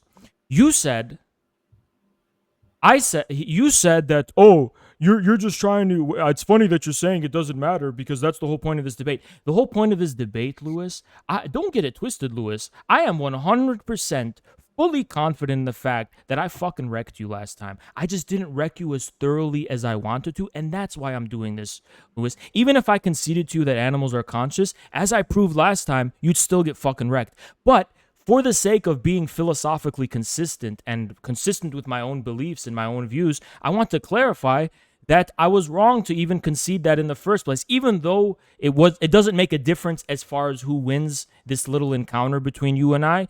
That's why, Lewis, I wanted to have this fucking debate and clear this shit up. Because this debate not only proves yet again another victory for me, but that you literally don't know shit about Hegel. And that is something I don't think I proved well enough last time. I proved it well enough this time. Okay. Question for Haz from Seeking A. Independent of Hegel, if animals are conscious, would this change your view of veganism? There's no independent of Hegel. Animals, the notion of I understand my concept of consciousness comes from German idealism, comes from this kind of philosophy. So no, it's an absurdity to call fucking animals conscious. I will never accept animals as so-called conscious. It's completely meaningless, completely stupid to call them that. Okay, and this is for both of you. From Angelo Marni. I'm going to let Lewis go first on this one. How does consciousness imply an object-subject distinction? Is it baked into the meaning of consciousness itself? Yeah, so it doesn't. That's the whole point when you start in Hegel. It is the infinite experience. Consciousness doesn't imply an object-subject distinction. That comes later. Like the subject. Like, well, not the subject. The consciousness produces the object-subject distinction as a means of self-satisfaction. Which is why if you're going after Hegel and you get to Heidegger and you start learning about existential analysis and so on, you start seeing that language is actually a form of equipment in which we use to engage with reality. So this production of self-consciousness and objects and determinate objects actually is a means to self-satisfaction and not given in our experience, which is exactly why he's critiquing self-certainty. All right, Haz, do you want to reply to this? Yes, consciousness does in fact necessarily imply a subject-object distinction. Otherwise, consciousness could have no determinate content whatsoever. There's absolutely no meaning to calling something conscious if you don't have a subject-object distinction.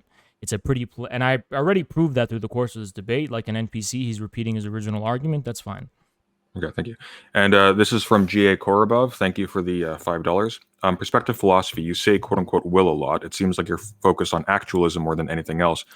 Are we seeing the triumph of your will? I'm not entirely certain how that... He's implying he follows Gioventali's actual idealism. No, what I'm arguing the whole point of bringing up will in Hegel is to show that it's not a stagnant process. That being is not there in itself. It's actually his reply to Zeno's paradox, which explains that everything must be in motion. Like if you were to shoot an arrow and you were to stop time at any moment, Zeno's paradox is supposed to say that the arrow would have to both be there and not there simultaneously. Hegel overcomes the distinction. You don't know what you're Hang on, talking the about. questions. The questions for Lewis. Let him finish. That is exactly what I'm saying. It's a moment of becoming. It's not a moment of being there or not being there. It is both simultaneously. Okay, just to clarify, the idea of pure will is just as absurd for Hegel as pure being. Okay. This is for both of you, from Einzel Gonger. I have a question. Why should I care if animals feel pain or not? I can justify that we have a social contract between us. I take them to mean us humans, but what is the social contract between me and an animal? What morally prevents me from harming an animal? Haz, would you like to take that one first? Yeah, sure. First of all, I completely doubt animals have so-called pain as we know it. I think pain is something we take for granted. There's a lot of things about pain we take for granted. It's not just a sensation, okay? Like I said, the fundamental distinction, you don't even have to talk about this stuff about a social contract or whatever. As someone else pointed out that I saw on Twitter, which was actually such a great way of summing up what I was trying to say before, the question of harming animals or not harming animals has nothing to do with morality, has nothing to do with ethics. It's a question of normativity, okay? You can't legislate. You can't. It's no more relevant to ethics and morality than aesthetic taste is. So yeah. Okay, Lewis. Yeah, so like the idea of a social contract, like being able to form a social contract, is in and of itself a bad way to establish ethics. Hegel actually points this out. He basically shows that everything that you're doing in the social contract already must pre-exist the contract for you to be able to accept that an individual could complete the contract, that they're capable of actually signing and understanding and engaging in a contract and having it as the end of their will. So the whole point is it presupposes an ethical relationship in which you already can have a trust established in order to sign the contract, or even have the capacities necessary, or even the fundamental tenets set that you would require for to experience to even want to sign a contract. All of that is already presupposed in social contract theory. So saying that signing a social contract it's a bad way to do it. So looking at an animal's inability to sign a contract is secondary. Why is a human able to sign a contract, and why do I establish contracts with humans? So if I want to sign a contract with a human, it's so that we can facilitate a joint end in order to satisfy a joint will. Now, if I already established that this joint will exists prior to the contract, the foundations of that will exist in ontology, but they're also epistemologically available to us by analysis, and that exists in an animal. I can see their pain and pleasure as valuable prior to their ability to sign a contract, because that is exactly the same pain and pleasure that I would see as valuable prior to the human's capacity to sign a contract, which I must consider. For Has from Android 323, what does it matter what an old man said if science nowadays proves animals being conscious? Because science proves no such fucking thing. Simple as that. See how I get to straight to the point and I don't babble along like perspective philosophy to say in so many words what you can sum up in like 2 seconds? Okay. For perspective philosophy from King of Based, do you deny the labor aristocracy? I don't really know.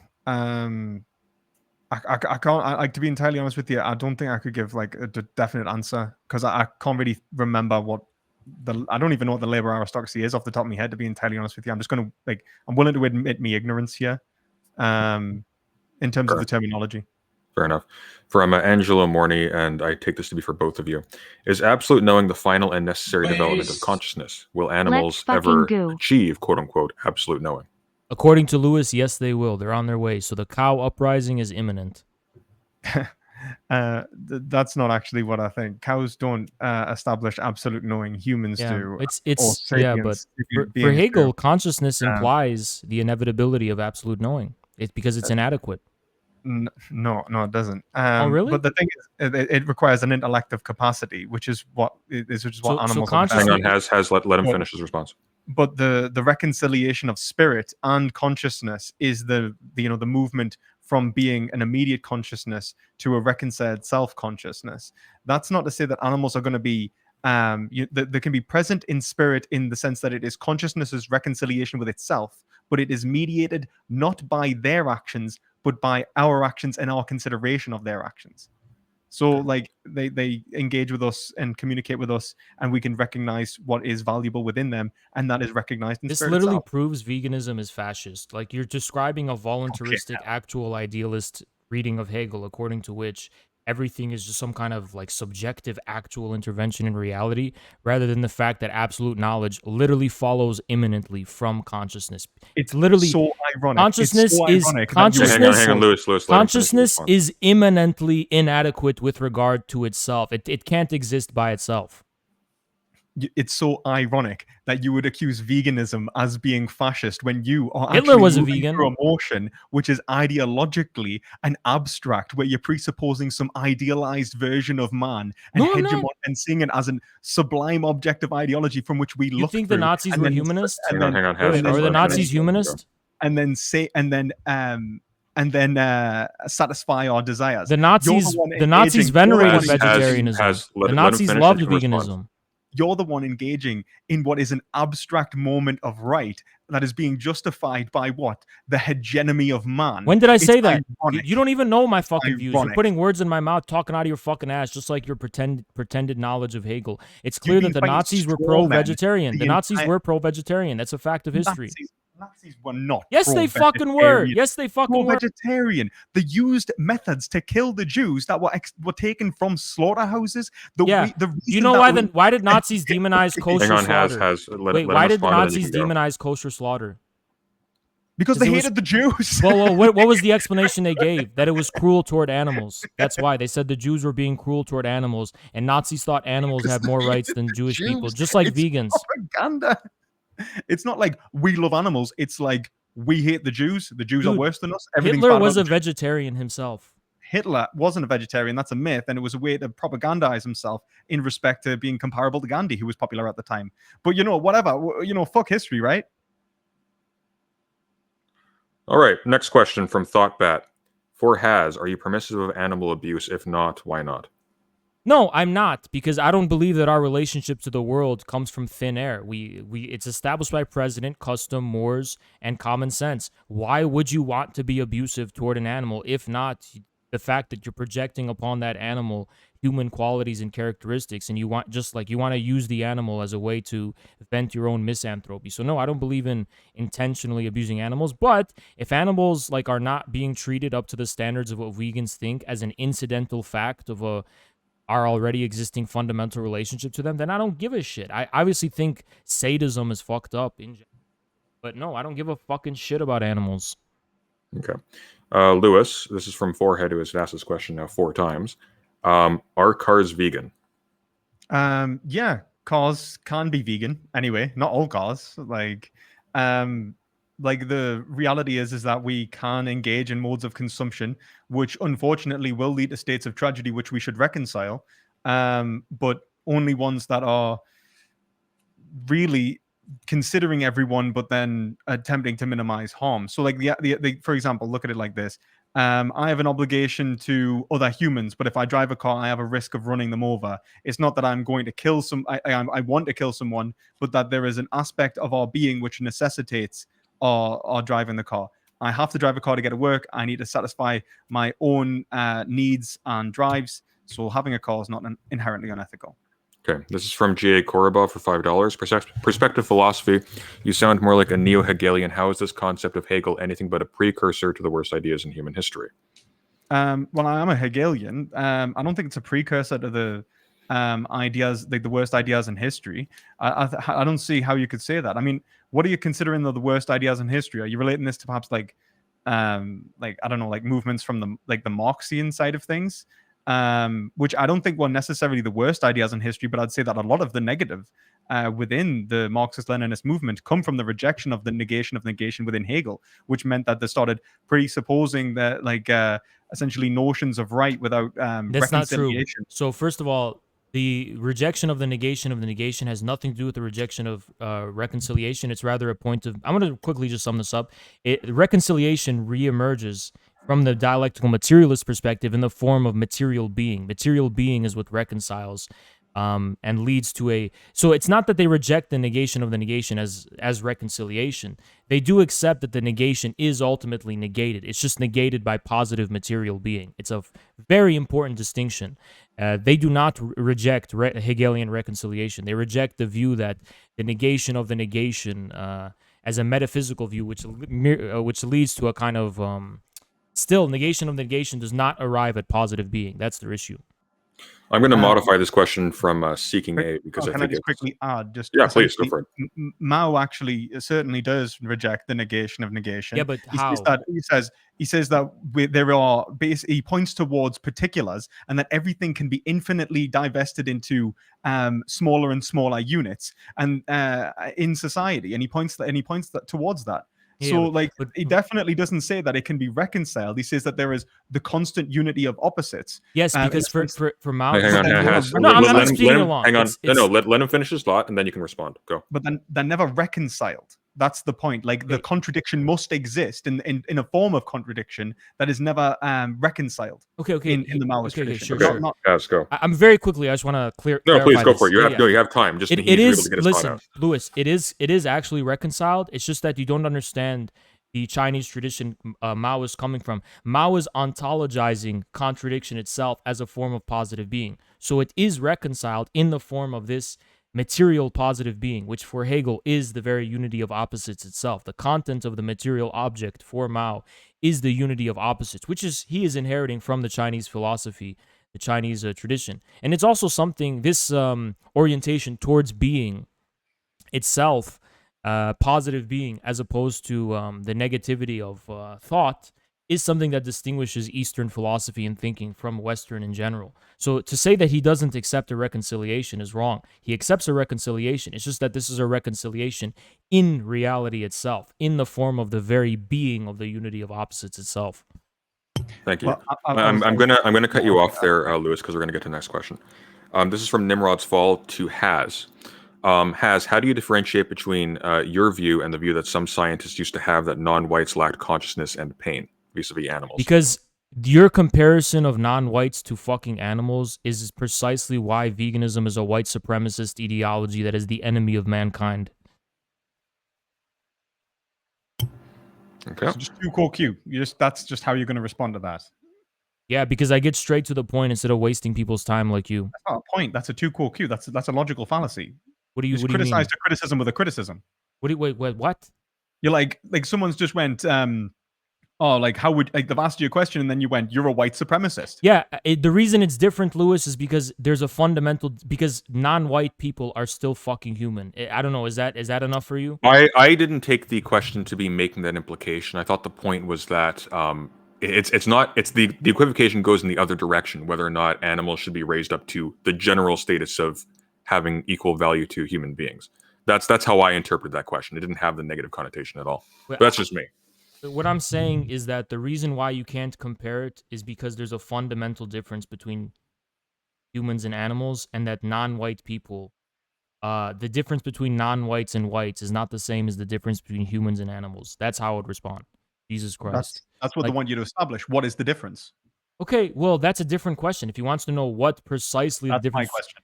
Your question is what precisely is the difference between humans and animals? That Is that what you're justifies asking? the ethical inconsideration. Wait, are you asking me that question? What's the difference between humans and animals which justifies their ethical inconsideration? Yeah, sure. You know what my answer to you is? What? Read Hegel. That was terrible.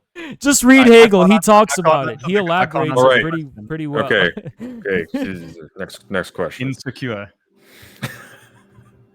All right. There's a premise to this one. Are either of you aware of metamodernism or postmodernism?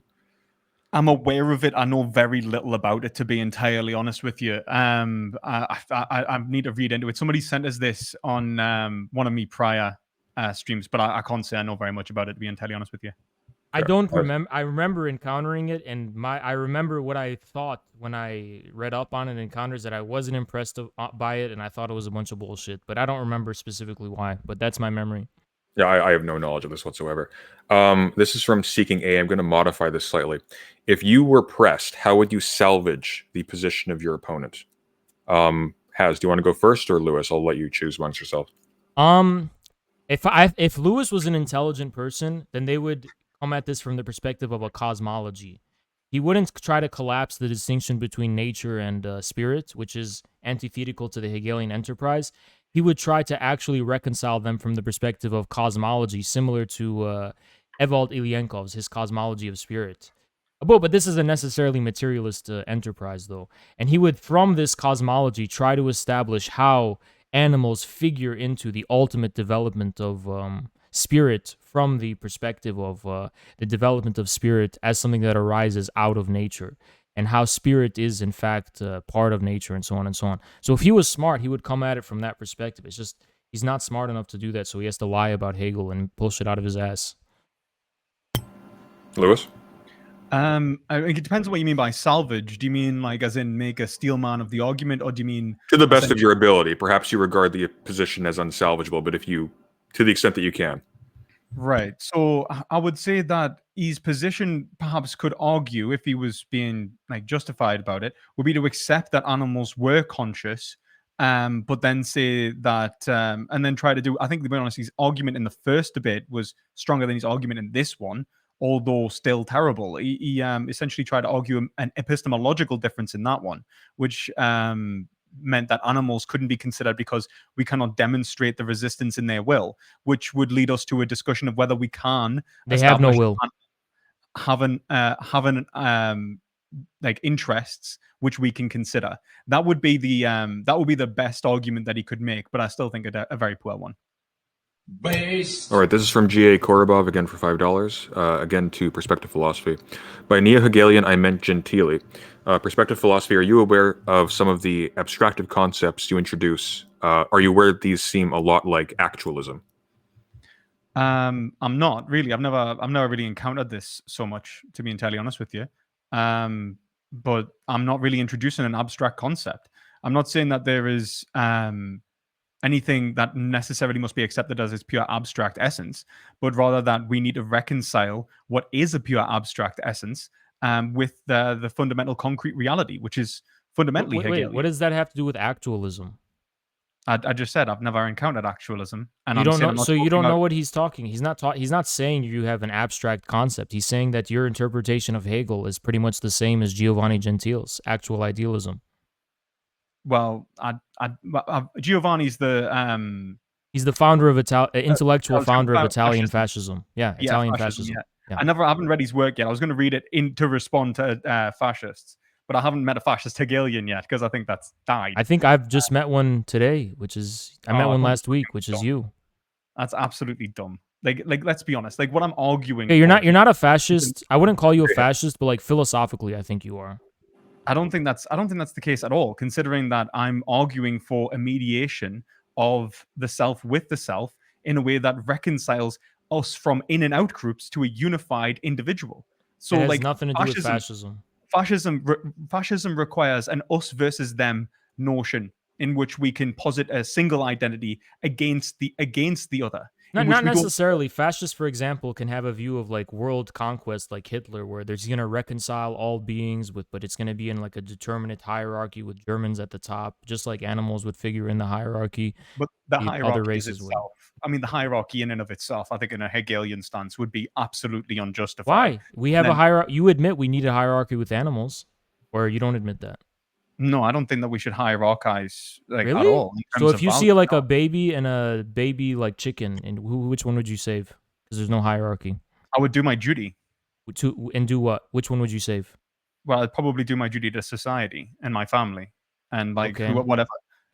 So your society is a determinate society, right? It's not just like a universal Because society. they don't exist in but if at the point of absolute spirit, if you were to say like what matters more, a chicken or a baby, they're equal in value. Okay, so how can you not? Why don't you transpose?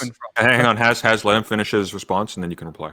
Yeah, so that's a movement from Hegel's meta-ethical commitments or Hegel's ontological commitments to Hegel's normative commitments. Hegel's normative commitments are duties and how we express that notion of right. Lewis, let's bring it back to the point. The point was there's clearly a hierarchy between humans and animals. Clearly, yet you haven't established it. Yeah, no, but you just established it. You agree that animals cannot have the same rights human beings can. What do you mean? When did I say that they can't have the same rights? I absolutely do think they can have the same rights. There's some rights that would be applicable. So, like, I wouldn't give a child, for example, the right to vote, and I wouldn't give a dog the right to vote. No, so which one is it? Is it the same? Is it the same rights or it's not the same rights? Which one is it? Is it the same rights or is it not the same rights? Which one is it? Well, it would be the same right. No, the same right. I didn't say right in the abstract. I said rights. Rights. Rights, quote unquote. Can you stop dancing around the point? Would they have the same rights or would they be unequal? Well, no, you don't have to have the exact same rights to be equal. Okay, colloquially, from the common sense perspective, would animals be equal to humans? Okay, what you're arguing, you can argue also from the Nazi perspective. Not everyone has to have the same rights. Okay, let him reply. Look at it like this. Like, would Hegel have said that everyone has the same right to the money that exists in my family if they don't live in my family? No, that's not how it works. That's fine. People's rights are dependent upon the context. Sure, Lewis, but you haven't established how it's different from Nazis. Okay, hang on. Let him finish, and then Haz, you can go. Lewis, try to be quick. How is it different from Nazism? Because we're considering everyone equally, and the notion of rights is being delved out from that position. Yeah, the Nazis are saying we're treating everyone equally, just like how you're saying we would treat all animals equally. But if there's differences in the content of the rights, that's not because there's no equality. It's just because of the differences in determinate reality, just like the family example you mentioned. So you're not actually addressing my point. The opposite, because the determinate reality from which you're proposing is the subject-object division, I'm saying is necessarily inadequate to establish right, and that it needs to be reconciled with consciousness in its Sure. infinite. Okay, Lewis. Not, which is the whole point of Lewis, this debate. I know you're trying to avoid the Lewis, point. let Has reply. Go. Lewis, I know you're trying to avoid the point. My question's very simple, right? Why? Okay, so clearly, okay, animals would be treated differently than humans, right? According to you. Yes. Okay, Yes, let's as just begin with children are that. treated differently to adults. So why shouldn't different races be treated differently from the Nazi perspective? What's wrong with that? Because the Nazi perspective deliberately undermines the value that exists in a race, and it proposes an abstract notion of value in, like, say, like something like Germanness, right? Like, where there is no value. Well, It's a it's presuppositionalist position. That's not necessarily true, because Germanness is just referring to the actual determinate society in which Germans live, whereas And Okay, also for both of you, again, the platform we're on, if you both speak over each other, it becomes a garbled mess that nobody can hear, so you Okay. silence yourselves. One at a time. Has, finish your thought, then Lewis respond. Yeah. So basically, and also you could also say that Hitler might argue that German society represents the fullest and most developed. I think Nazis did argue this. Developed expression of spirit, the most in the world, and that it necessarily does entail a hierarchy of races. So why does that not follow from your perspective? Well, because the establishment of a hierarchy in terms of conscious beings is exactly what is being undermined by the Hegelian position, which is the consideration of the Nazis are not as Let him finish. The consideration of determinate being is inadequate, which is why we start at consciousness, which is what you've missed this entire time. You're the one that's presupposing an abstract, determinate fucking notion of right within no, I'm society. not. Prove it. Okay, you are putting forward an anthropocentric position where there is no justification for that in consciousness itself. So what? So that is fundamentally no. So what that there's unjustified. so what that there's no justification in consciousness itself, and how am I establishing an arbitrary abstract primacy of humanity over everything else? Because you're unwilling to consider that animals are valuable. That doesn't mean I have an abstract perspective. Okay, hang on. It doesn't Lewis, logically necessarily follow that that entails let him my view reply. of humanity is abstract. Let him reply. He derailed the topic. I was asking him why. Okay, so but you can point it out when you respond, but he needs to be able to finish the sentence. Otherwise, we don't know what he's saying. 5 different things we're arguing about now. I derailed the topic. You're trying to paint. He's trying to bring this back to a debate I already won about consciousness. Nobody talk over me. That's the rule. Lewis, then Has. Be quick.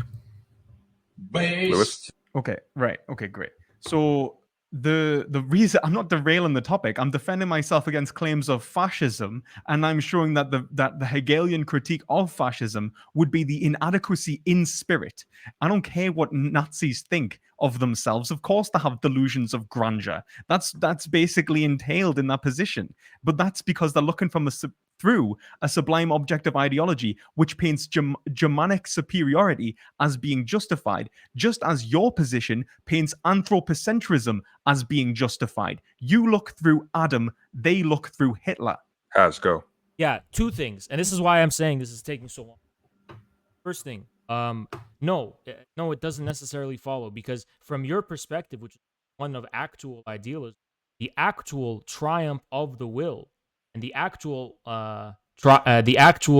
triumph of the will, if you, as far as the Nazis are concerned, is a decisive moment. So the Nazis are merely saying, well, since it's not a given in being, just like how you said, it requires our will to establish what was already true. The Nazis are not saying for abstract reasons we elevate ourselves above others. They're saying this is actually the case in reality. We've proven it by our military prowess and superiority. This is just the manifestation of our actual will, our triumph of the will. The second thing is that your claim about that my humanity is an you have a completely, you just pulled something out of your fucking ass. I'm a fucking Marxist materialist dialectic.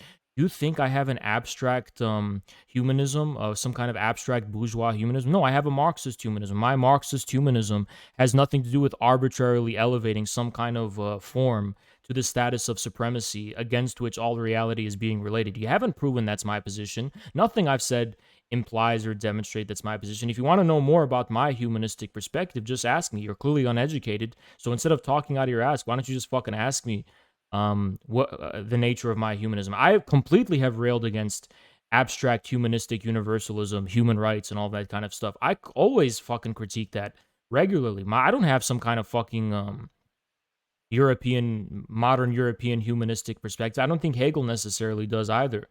What you're saying is completely fucking wrong, but that doesn't mean I don't think a distinction between humans and animals is justified, unless your argument is that Hegel's elevation of humanity is abstract and whatever, but that just proves you're not a fucking Hegelian, because Hegel makes it clear it's not.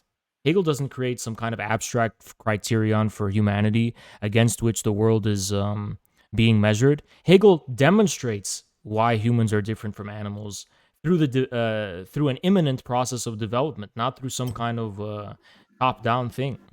Okay, Lewis, would you like to reply?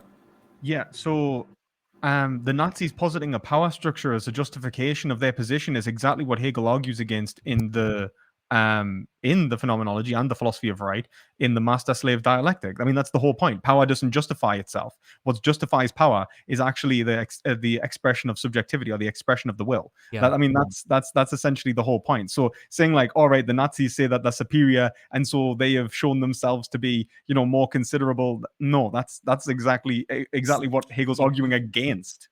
So like, no, I haven't got it wrong. Like what you're and the thing is, I wouldn't be surprised if you agreed with that. No, wait, I'll let you speak, so you let me speak. I wouldn't be surprised if you agreed with a power structure where you say might makes right, and some sort of stupid notion in which right can be justified through the acquisition of material or power. Right is not justified in relation to some sort of control or ideological manipulation. It's justified against reality, which is why reflection which is why the essence is reflection, but the concrete foundation is the existence. All right, we're going to move to the next question before this turns into a wedding. This is from Angela Marnie again. Can I just respond really quick? Oh, please go for it. Yeah, okay. The imminent I'm not saying they're justifying themselves on the basis of power perspective. Maybe the power proves something imminent, but I'm not saying it's coming just from the fact they have power. Maybe what the Nazis would say is that our power attests to this fact, not necessarily that it is what proves it. So it's a complete straw man. You still haven't distinguished yourself. Then I would accuse them of being tautological. They are saying might makes right. They're saying that no, they're not. Because not necessarily. Powerful, they're not I am saying more that. Powerful, and what we are considering. No. They're saying they might say that might attest to right, but they're not saying it's actually what makes right. It's a very, very clear distinction. Because they're saying that the power within nature is what determines rightness. So no, they're not. They're not saying that. Yes, they are. They're saying the attestment. No, they are. Lewis, you're not a very smart guy. Hang on. Has then Lewis. Okay, Lewis, I'm not. They're not saying it's what actually determines right. It's just that from our perspective of finite knowledge, this is what demonstrates it for us, but it's not imminently what actually proves it. It merely attests to it. There's a operative distinction there. You seem to be unaware of the distinction I'm trying to make. I'm actually very aware of the distinction you're trying to make, but the foundation from which they are pointing to, in which is this justification. I didn't speak of justification. I did not. Hang on. Let him finish, then reply. This attestment, as you call it, towards reality is an attestment towards their power. They're saying that their actions within the world are somehow justifying their actions within the world. No. That is exactly against the Hegelian position. No one mentioned justification. Lewis, okay. Please.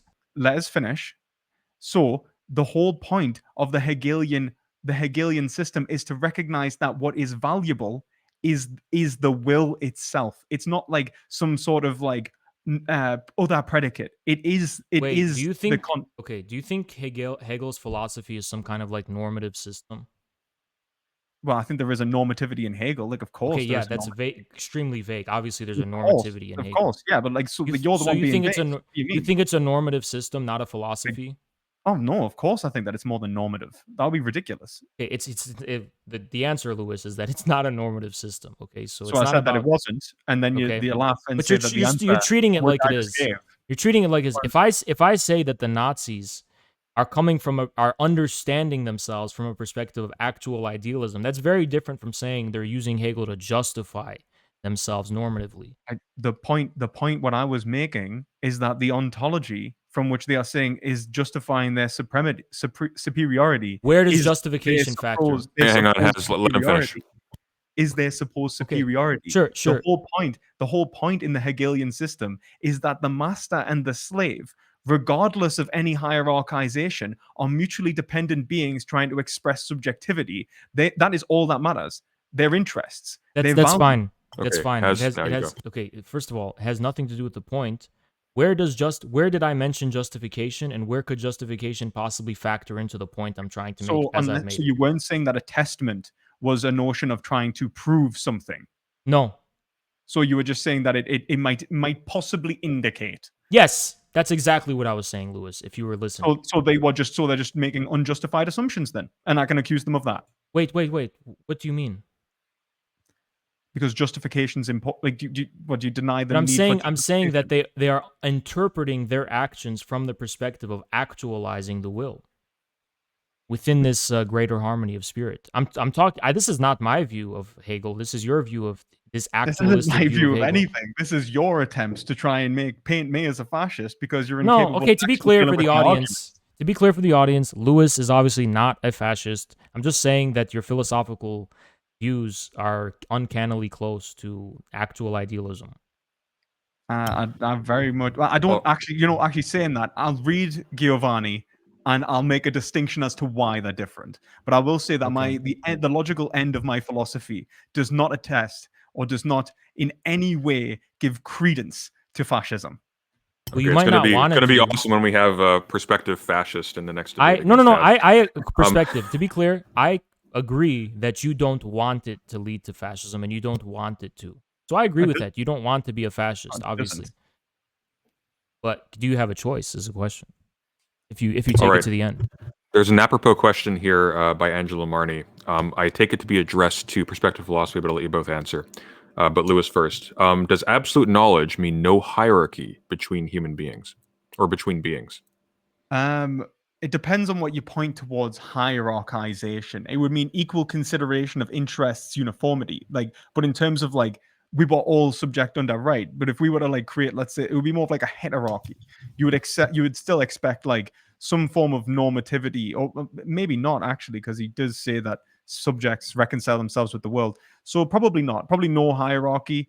But our actions would attest to the greatest expression of right. So, for example, if the greatest expression of right was the consideration of one interest over another in a particular scenario, we would all agree. That would be absolute knowing. We would all go, absolutely, it is our duty to do X, and that duty is the one that we will follow. It logically follows very clearly from Hegel's view of absolute knowledge and his philosophy in general that Hegel does explain why the hierarchies in reality exist, and Hegel does believe, in my view, that hierarchies are an inevitability of the discontinuities in reality that exist objectively. So, for example, Hegel doesn't believe in hierarchy in the sense that he believes a person is ontologically superior to another person, or a person is superior by virtue of some kind of characteristic. But for Hegel, there are necessary hierarchies in, for example, a society that represent the different positions of human beings in relation to the spirit and in relation to the state in particular. So in that sense, yes, hierarchies are implied for Hegel, but they're not. There's no. I don't think Hegel believes in an ontological hierarchy between human beings. I think Hegel immanentizes hierarchies as the relationship between the individual human and spirit in the form of the state. If by that you mean that Hegel thinks that hierarchies are necessary in order to express absolute spirit to its greatest possible degree, I wouldn't disagree necessarily. Although the top of the hierarchy is absent of any subjectivity, which is why the king is just an empty subject. He fulfills the will of the people, Well, and the will of the it's not people just alone. the king. He For has Hegel, no. there's the Yeah. civil servants and there's all sorts of officials that stand above Oh society. yeah, well yeah, but the civil servants, what they're actually, I mean, there is it's not that it stands above society; it's that they are society mediating itself. So you've got civil servants, who are bureaucrats, and then Yeah. you've got private society, and then you've got these are three poles Yeah. which are constantly interlocked to balance But power. in common sense terms, that implies some people have more power than other people, and ergo, in the common sense, they're higher on the hierarchy. Well, I mean, I would probably push back on that and say that power is in and of itself an expression of spirit and not an expression of individuality. Okay, So sure, an but individual some wouldn't people be there's more powerful. hierarchy. Okay, just common Like, sense. There's hierarchy. Okay. yeah, but I think that's making Hegel like essentially saying nothing of what he's actually saying. That would be like justifying like individualism rather Well, than no, some. because you're not addressing the person's question. The person is asking from a common sense perspective, like, would there be hierarchy? Like, as we know it, hierarchy is in. But Yes, it's that follows from hierarchy of Hegel. consideration versus hierarchy of You know what you sound like? You sound like George Orwell in the Animal Farm, and they go, "Some are more equal than others." Like, okay, yeah, in reality, it's a hierarchy. Okay, like you can justify it however you want, but yeah, that's a hierarchy. one person does not get more than another. That doesn't happen in Hegel. Well, no, yes, I mean they do. No, but that's not what he's justifying. He's not saying that one should get more than another. No, he's not, but he's saying that they that's do. exactly what he's Because trying to Hegel's dismiss. his philosophy is right is not a normative, prescriptive normative document. He's describing what the way in which spirit is mediated in the form of the state to individual human beings, and hierarchy is a necessary part of that. We'll just leave it there. Yeah, we'll move to the next question. This is an interesting one for Has from Noah Watson. At what point in human evolution does the slaughter, and I'll extend this to mean just the use as we use animals, of proto-humans become unjustifiable? I actually am very skeptical to this idea that like like for example, a lot of people think Neanderthals were like proto-humans, but there's actually no scholarly consensus as far as archaic humans are concerned as actually being a different species. The second thing I would say though is that there's a reason why we don't slaughter like chimpanzees and gorillas and shit. I mean, I guess some tribes in Africa might or whatever, but we generally don't because they're too similar to us. And it's not necessarily because we're doing it from an ethical or moral perspective, it's just a normative one.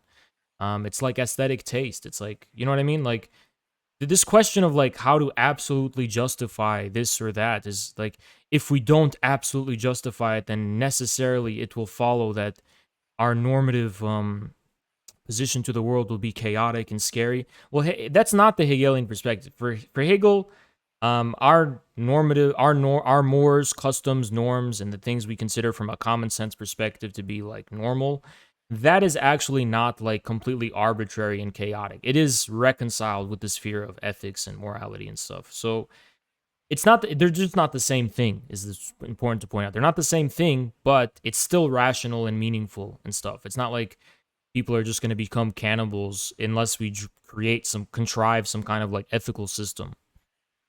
Okay, we're past the 2-hour mark, so I'm going to limit us to 2 more questions. Again, if anybody has questions, put an asterisk on either end so I can catch them in the chat, and we'll be ending off after those. This is another one for Has from Seeking A. What would and I apologize if this is redundant. I vaguely remember seeing this question earlier. What would have to be true that would convince you that animals are conscious, and what about the argument from marginal cases? Yeah, I would have to be the thing that would be necessary for that to be proven to me is that animals would actually have to demonstrate to me by means of some kind of communication that they are conscious. Like they would have to actually like talk to me or something. I mean, like maybe they would have to do it in a language that I wouldn't immediately understand, but they would have to be capable of language and they would have to be able to recognize a difference between subject and object. But how would you respond, just quickly, how would you respond then to Levinas, where we talk about what comes before language as the primordial expression? So like communication, I mean, 80% of communication, 80% of communication is non-linguistic. Like most of it comes from, body language, vocal tone, or engagements with each other that are not, actually contained within the words. But I just want to say, like how you're explaining this to Has right now. Keep going. Yeah, but actually the semantic content of the words. So when we talk about some forms of like communication, we can have communication which is not linguistic, which animals display in their resistance. They scream, they try to get away, they display acts of fear and terror, and in many ways are pleading to us. They act and call us to our own conscience. Okay, that's like saying a tree makes you feel a certain way. They're calling it to your conscience, okay? Obviously, language is not the same as like formal, Trees don't speak. verbalized words. Is not language is not the same as words. Obviously, there's forms of communication that fall within the criterion of language that are outside of formal language, so to speak, right? As far as this primordial language stuff is concerned, I'm a Lacanian, so for me, this is the primordial basis of language is death drive, which animals do not possess. Animals do We not possess the self-relating negativity the of. death drive that exists in they do not have the death drive, but we have the death drive, and we can see that in their faces, which is why, as Zizek actually points out, that we see the death drive and our own monstrosity in Sure. the animals in Yeah, which we yeah, slaughter. I understand. I understand the idea like language is something that emerged so nature could speak its own pain, whatever. But still, animals don't possess it. Okay, they're not conscious. They are not themselves conscious. Maybe they. Display it, I'm but they don't possess it. what?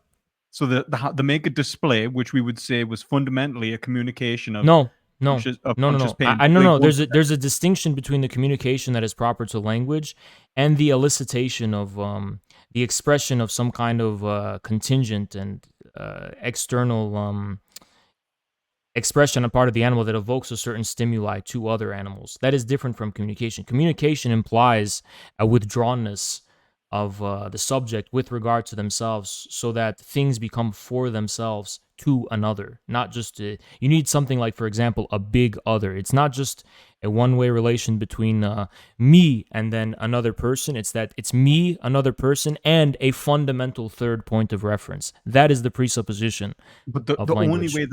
way that that occurs is in the acknowledgement of the other, and that acknowledgement of the other happens between us and animals in two No, ways. no, I no, mean, no. animals do acknowledge Yeah, yeah. us No, no, and no. do engage with No, no. us, So the and then acknowledgement, two, yeah, the and Hang now acknowledge. on, Lewis, quickly, and then Has. so one, animals do acknowledge and engage with us. Animals do, and I mean, like shit. This is like unbelievably obvious in terms of training, in terms of like your ability to manifest a relationship with an animal. Animals definitely do, and they'll act even defensively, even with each other. Animals form social pacts. They're not in like a society or something like that, but they do have relationships with one another. It's not purely from like an internal standpoint. And then also they do communicate pain in that respect. They try and communicate their pain in the sense to make you stop. They try to communicate pain within a sense to cower from you and act defensively in order to make it end. Like cats will lie on their belly and show submission Okay. to Concise. each other. Like 2 examples, not 10. Go. Okay, Sorry. yeah, that's right. But like animals submit to each other. Even there is an active power relationship within animality. Okay, Has. Okay, the first thing you what you do is that you go like 5,000 different points. When I have 1 point, I want to stick to 1 point. So let's go one by one. There's 3 I could identify. The first point with regarding to the fact that a big other, the third term, is created only by a relationship with another person. Actually, that's not true. This third term is necessary both for the acknowledgement of another and ourselves. So that dialectic relationship is always there. Just by having a relationship to an other, you do not establish that third term that is the third point of reference between you both. Okay, it's very important to understand. I will say that's Okay, well, I'm addressing your points one by Lewis, one hang on. because you Has, this is fucking going. shit out so many stupid Hang fucking on, hey, points. Okay, hey, the second thing nice. is Go. you said that animals do in fact communicate to us and do relate to us. They don't do this any more than a fucking plant does. Okay, you haven't established how it's different from a plant. Okay, you haven't gotten from in itself to for itself as far as that's concerned. The third thing is that you said that animals communicate pain and all these kinds of things. Well, that's just anthropomorphization. It's like a cat lady who tries to intuit the feelings of her cat. Ultimately, there's a complete unbridgeable difference there where you could not possibly have communication with an animal because the third term that is the reference point of communication could not exist between you. So and as far as animal training and stuff is concerned, even though I don't myself take this view from a Hegelian perspective and classically modern European perspective, you still don't establish the difference between in itself and for itself. For example, what separates a robot from an animal in this regard? A complete just robot, a machine that can be trained and so on and so on. I mean, like, you don't actually arrive at the point at which animals are conscious or have And language. Lewis? If all right, okay, so Yeah. the third term in the Hegelian and Lacanian kind of, especially in the Lacanian sense, like the big other that's produced. that's not produced, that's not immanent within our being. That's produced Yes, it from is. the relationship with the other, which then produces a notion of self, and that is self-consciousness, which is what happens at the mirror stage and the production of language. So that's not that's the production of language, not the necessary tenets of language which animals have. No, no, So no. like You the have the same. recognition. So wait a Okay, minute. hang on. So the recognition of consciousness is what produces language and allows us to formulate the third term. It's not what gives us consciousness. It's not already Okay. pre-existing. Now, So you- thank you, Lewis. And now Hassan, you can Yeah, respond. you make the same mistake in regards to Lacan that you did with Hegel. So when Hegel's talking about the mirror stage, you're again confusing this with Lacan's ontological claims and the implications, which are again being developed from the end. Yes, the truth of the beginning is again same with Lacan revealed at the end. So yes, and the very beginning, the distinction of the big other is there. The reason why Lacan moves to the big other is because of the inadequacy of the relation between one and another to possibly explain what gives rise to identity and subjectivity. Lacan moves to the big other because the initial thing is inadequate. It's literally the same as Hegel, but you make the same mistake in misunderstanding. Okay, Lewis. The big other could not possibly be there, because if it was there, then we would start with the barred subject and not the subject, which is exactly why Lacan starts with the subject, which is not barred by language, and at the production Yeah. of language becomes barred. So That's the relationship with the big other, right. You're and it's the making the relationship same. with the Okay, self. Lewis, can you please respond to my point though? I did respond to your No, you point didn't. right there. No, He you- moved. no. Has restate the point. I'll Lewis, restate hang the on. point. Sure, Lewis. There's a difference between Lacan is not saying this is ontologically the case. He's saying this for purposes of his investigation, for purposes of his development of what is already there. So yes, the big other, in a sense, is already there. It's just that we don't know this, so to speak, at the beginning. thank This you. has to develop in a certain way in order to arrive at it. But yes, the big other is there. Okay, Lewis. The big other isn't a thing; it's a relationship. Yeah, okay. Listen, the big other is the relationship between the symbolic. It's the relationship of the symbolic order to the subject mediated by the imaginary. That's just what the big other means. That's all it means. And the symbolic order is something that Lacan believes as ontologically antecedent in the form of death drive. I would agree that the death drive is there. We could agree on that, but that's separate. That's like saying like the will seeks to destroy. That's the will's frustration with itself. Do you know why it's especially true that the symbolic order is already there, Lewis? Well, it's Because when you're an infant, it's literally there. Like you're born into a society, into a symbolic order, and you're just confused about your relationship to it. It's already there. Exactly against what he argues, because he even talks about how erogenous zones don't even develop until past the mirror stage. So even our experience of pleasure hasn't even been sublimated in a way that makes sense. But the presence of the symbolic order. Hang on. Has let him finish his response. Lewis, try to be concise. Go.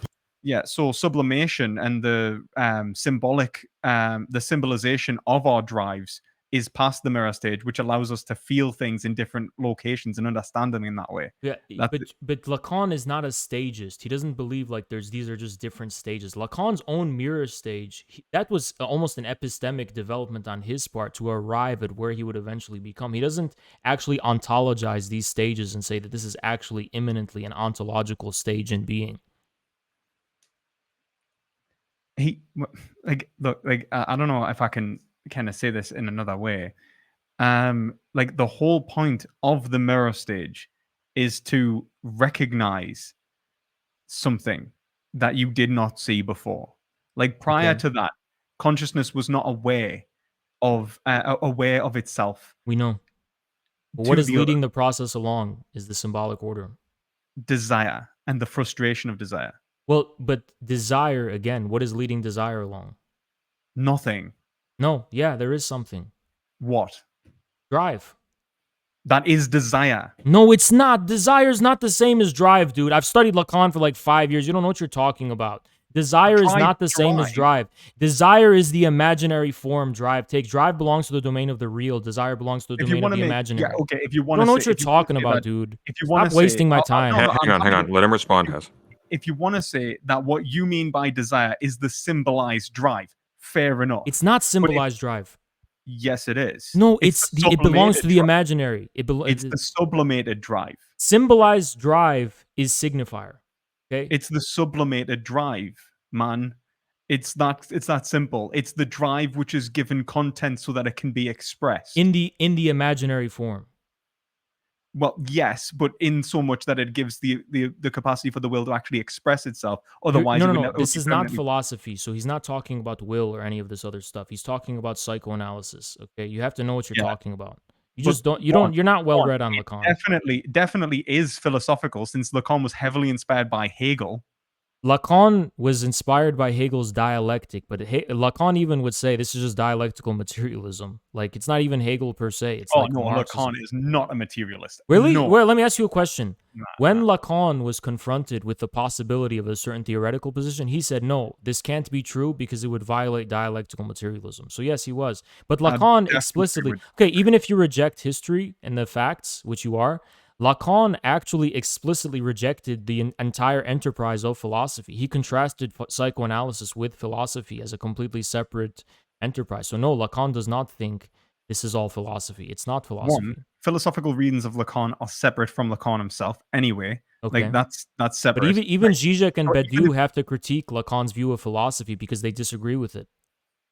That's fair enough. That's not the point I'm making. The point I'm making is that I don't think that Lacan is a materialist. Like, you don't think he would, but Lacan says he is. I would argue. Yeah. I would certainly argue that the whole point of sublimation is to reconcile an individual's relationship with their drives to actually understand material in the world. Without such a notion, you would be assuming that they would have those drives and just seek to express. Where does Lacan? A lot of Marxists do. Hang on, let him finish. Let's talk about Marxism now, though. Can we stick on topic? Dialectical materialism. I'm not going to not mention them. Because I'm just okay. Let's just take it. Is Lacan a materialist? Yes or no? That's the topic. That's I would say the no. Content. Okay. Well, the way you've justified that is because you've said that Lacan is making a philosophical claim about knowledge that's incompatible with materialism, but Lacan is making no such claim in the first place. And Lacan himself believes that he is engaging in a materialist enterprise. He himself does. Okay. I would say that Lacan begins from a position which unifies the real, the signified, and the imaginary, and one such notion in that is immaterial. And without such, Lacan wouldn't make sense. Well, no, material is not the same as substantial. It's clearly material in the sense of possessing material content. Do you think that the imagination is material? When did I say that? The relationship Lacan establishes between the imaginary, symbolic, and the real is precisely materialist. It's like saying, go on, let me finish. That's like saying, if Marx acknowledges ideas, does that mean he thinks ideas are material? Well, no, ideas are not themselves material. You can be a materialist while acknowledging the reality of ideas. You can be a materialist while acknowledging the reality of the imaginary. You would have to either explain you'd either have to explain the ideas in material terms or the material in ideal terms. That would be what would separate. What does material mean for you? Yeah, hang on, Haz. Let him finish his point, and then you can respond. So, in other words, I would say that Marx is very well aware of the of ideology and how it impacts our relationship with material. But it's all explained by moving through material, as in the material explains the ideas. Well, in Hegel, the ideas explain the material. Okay, what is material? What do you mean by material? Do you mean as in what do I mean by material? Like personally? Yeah, what are you trying to say when you say Lacan he's not a materialist? What is material then? What is a material thing? I would say that material would be the I'd probably say determinate matter in terms of our experiences. What is matter? I would say the external reality. Okay, sure. Matter for you is just external reality. Do I have you clear? I would say that it's. I mean, not for me personally. I would say that what matter is actually a relationship. But I mean, in terms of I would say that matter in terms of how we understand it. I'd say that matter is actually an emptiness, which is kind of what Hegel would kind of point towards. Matter is formless, right? Of course. We know Hegel's view of matter is negative. Okay, so let's be clear. So Lacan is a materialist because for Lacan, the imaginary cannot possibly be self-referential. what defines the imaginary, just like what defines ideology for Marx, is in the form of symptoms in the real. Symptoms in the real for Lacan, which is a fundamental structure. It's a fundamental formation that subsists in the real, which accounts for the range of our imaginary forms. So for Lacan, Lacan is clearly a materialist. But then Lacan you believes could make the symptom. exact same- Lacan does not have an undialectical view of materialism, according to which there's like an underlying substance that determines the form and content of like the superstructure, the imaginary or ideas. Obviously, that's an undialectical materialism. That's a straw man. No dialectical materialist believes that. Dialectical materialists understand that matter is a dialectic. Is dialectical. Matter is itself the unity of opposites. It's compatible, like with Mao's view of the drawing from Chinese philosophy of the unity of opposites as being matter itself. So matter has no form outside of the actual form given to it in the form of the imaginary and so on and so on, but it is still primary. It is the primary content of that form. Lacan explains this. One last thing. Lacan actually explains this logic in the form of his concept of the non-all. It is all, yes, but there's the non-all makes it so that it is internally incomplete and contradictory, and there lies the primacy of matter. He doesn't say like matter is a ready-made form that determines everything. Matter is itself something that exists in relation and disturbs in the form of symptoms, the imaginary forms. And it's primary because it is its real being. Well, I think that like the important thing to recognize, I think that I would not accuse Lacan of being anything but a phenomenologist, to be entirely honest with you. I don't think that we live in unmediated matter. That is exactly like so like otherwise, like one, I think the way that you described materialism there, I want to ask you to define matter as well. Because you described materialism in such a way that it almost included Kant, not Kant, Hegel, which is so strange. Like the idea of like a primacy of reality that we are subject to. Hegel agrees with that, but he's not a materialist. He doesn't see that like reality as a pure through material notion or physical notion. He sees it through he sees the material as being posited as an understanding of something. Okay. And this is exactly the same as the Lacanian point of the real, which is infinitely negative and resists meaning. No, but here's what you don't understand. The real for Lacan is not only negative. The real actually has determinate form in the form of symptoms. The real is not simply negativity for Lacan. And that's actually the primary form of, that's the primary distinction as far as dialectical materialism with Hegel's idealist philosophy is concerned. It obviously, there's an agreement with Hegel as far as the fact of there being a dialectic relation between form and content. That much is very clear. But from the materialist perspective, it is precisely content, material essence, and being which reconciles the form. In other words, the truth of the form is in the material. It subsists in material being itself already. This explains, for example, Marx's elevation of the proletariat as the class. I don't want to get into that, but I would. Well, okay, we can. I can explain. Has finished, and then time. you can go. Lewis. We don't have time. I don't want to diverge into other topics. That's why. So for Lacan, matter is, so if you want to ask me the question of how I would define matter, I would define matter in a very similar way that pre-modern philosophers in the past would define like essence and content. Matter does not self-subsist in an undialectical way, in an unmediated way, as you're trying to say. That's undialectical. That's actually not materialist. It's substantialist, and it ultimately leads to the conclusion of idealism, which was Marx and Engels' criticism of French materialism in the first place. Matter is definitely mediated, but that doesn't change that matter is primary and that matter is antecedent. Matter is contained in the word itself. It is the matter, the real content. The real content of any given totality necessarily comes at the expense of both our knowledge and the form given to this content.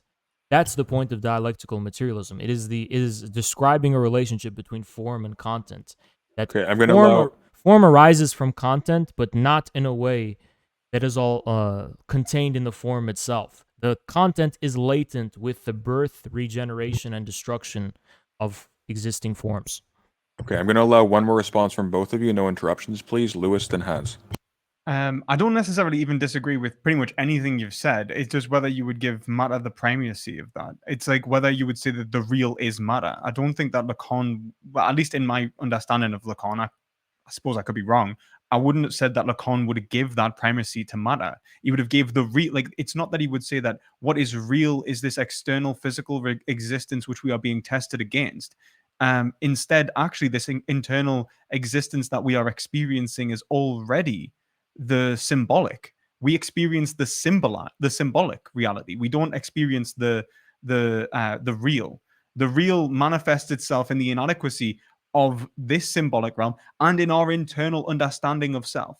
Like the real is existence itself and our place within it and how we are symbolizing it, which is why it's phenomenological, at least from my interpretations of things. If you want to say that it's matter, I mean, I would have to do more reading to just go fundamentally 100% Lacan is saying that the real is matter. But I do not think that I've ever come across anyone saying that the real is matter, and that rather anything else, that what the real is anything but what is, which is what makes it infinitely negative. You can't predicate anything of it. You can't say that there is an essence of it other than, because essence is actually in the symbol.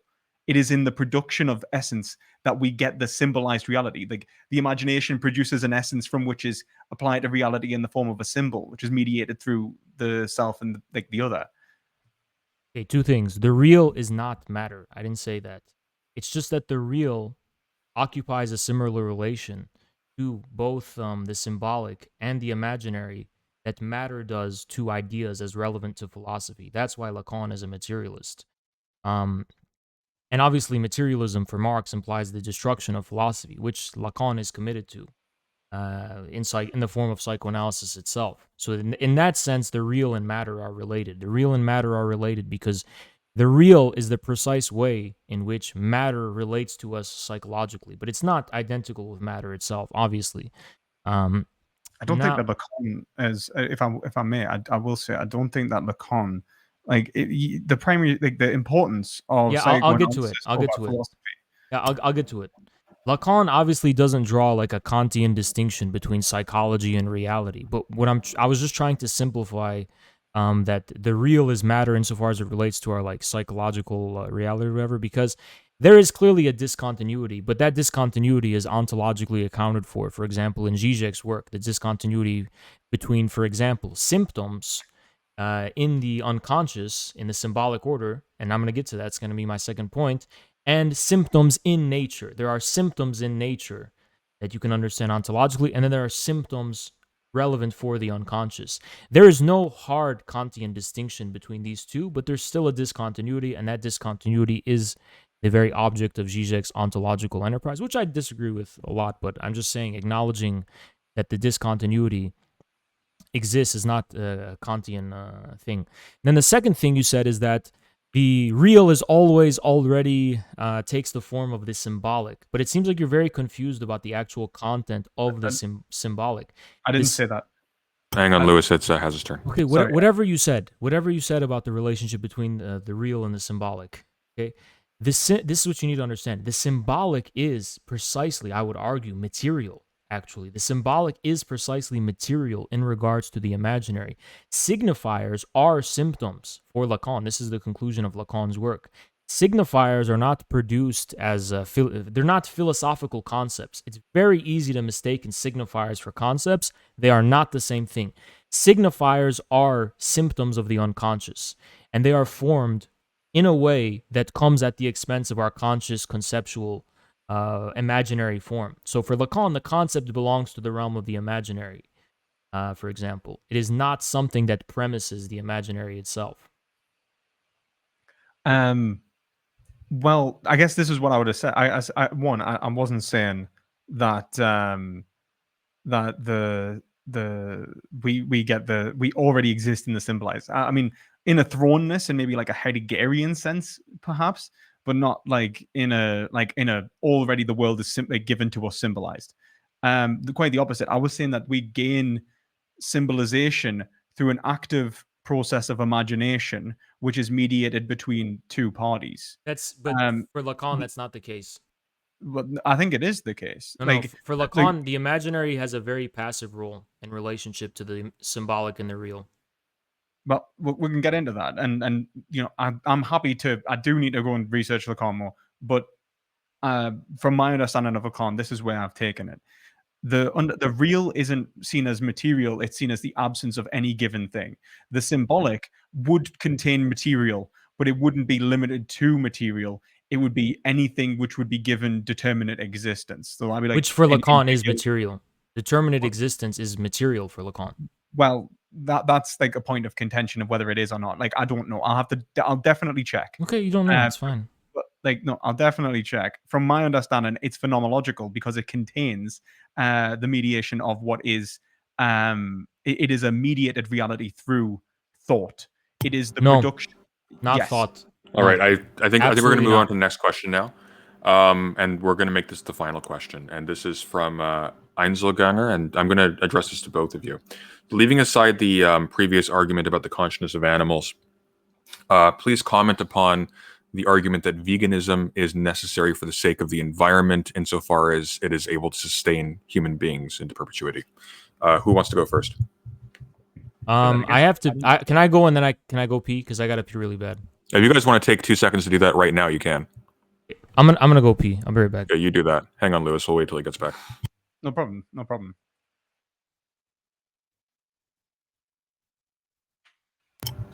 I'm my bladder is stoically shut. Yeah, I'm just gonna. As soon as this is over, I'm running to the bathroom. To be entirely honest with you, You got time. Why don't you do that now? No, I'm happy to wait. I'd rather just like, I'd rather be able to take my time and feel like this is like it'll You be want to really savor that release. I got you. it'll be that's the thing. It's almost like it's gonna be cathartic. It's gonna be like it is that will be symbolic. Hey, by the way, I've been meaning to ask, where did you get that that jellyfish lamp behind you? I want one. My girlfriend got us it, so Oh, I'll ask damn her. it. Yeah, All right. I'll ask her. But yeah, I'm a big fan of the jellyfish lamp. I've had loads of people ask if they're real jellyfish now, which I don't know. Half of them I think are taking the piss, and then the other half, like, I think are serious because there's even people like Well, like how do they work? So like this is the thing, right? So that's water, right? Yeah. Like, so you get this like filled like empty, and you get those little like jellyfish like plastic things, and then you put the water in, like you fill it up yourself, put a couple of drops of like dishwashing, like dish soap, and then like once you pour it on, like there's a light at the bottom and like a motor or whatever, or pump rather. So like it's pumping water up, that's making it like circulate. Okay. There's a light at the bottom, so like, and then you've got a remote that can like, so like. So the jellyfish themselves, they have there's nothing moving in them. They're just being pushed around. All right, Yeah. Haz is back. We're gonna get back to this. So I'm just gonna restate the question. Haz, I don't know if you can hear me yet. I can hear you. You're good? Brilliant. Okay.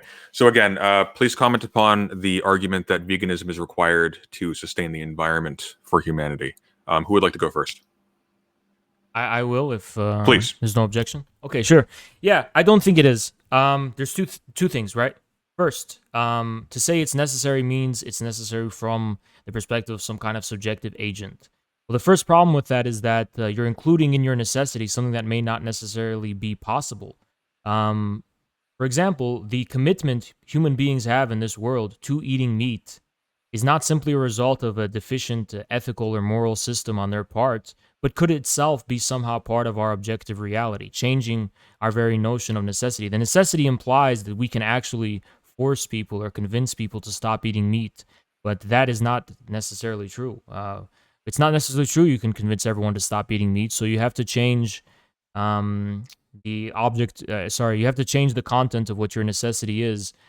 Based on the necessities of, based on being, based on reality.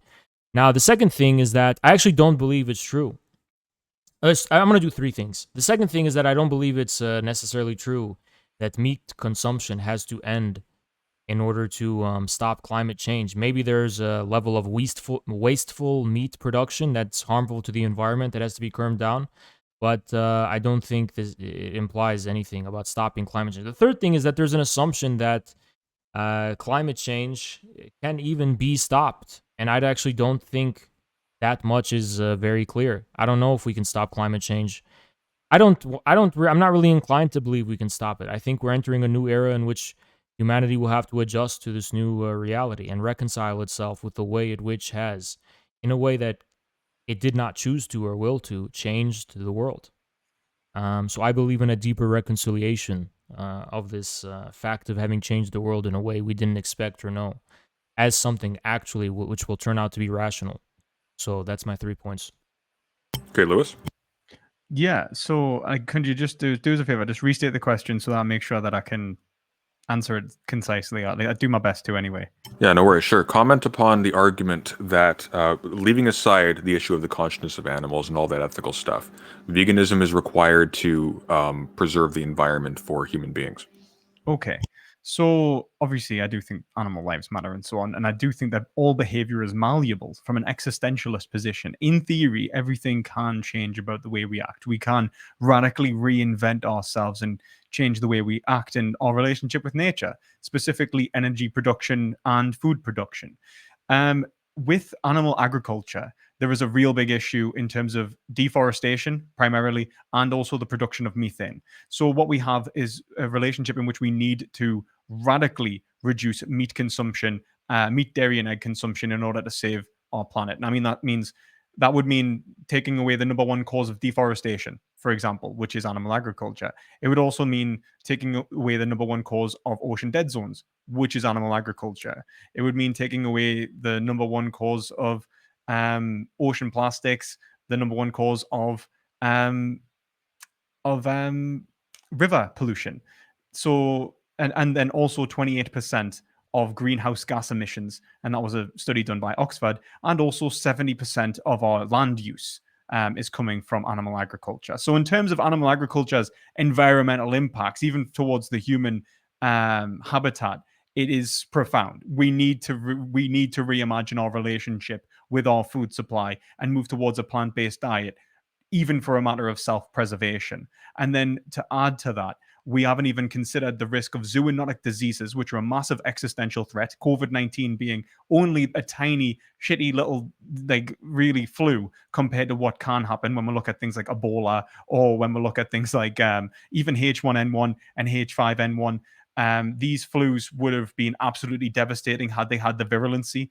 There would have been a massive existential threat for our own survival. And then even in terms of how we treat others, if we look at something like the slaughterhouse is indicative of an environment which is unsuitable for human engagement. It is a house of horrors, and individuals come out with what is called PITS disorder, perpetration-induced traumatic stress. This is a manifestation of trauma. People have feelings of disintegration, feelings of paranoia, drug addiction, alcohol abuse, and are much more likely to engage in domestic violence and violence against other humans as well, which is documented pretty clearly in the point that we can actually show that arrests.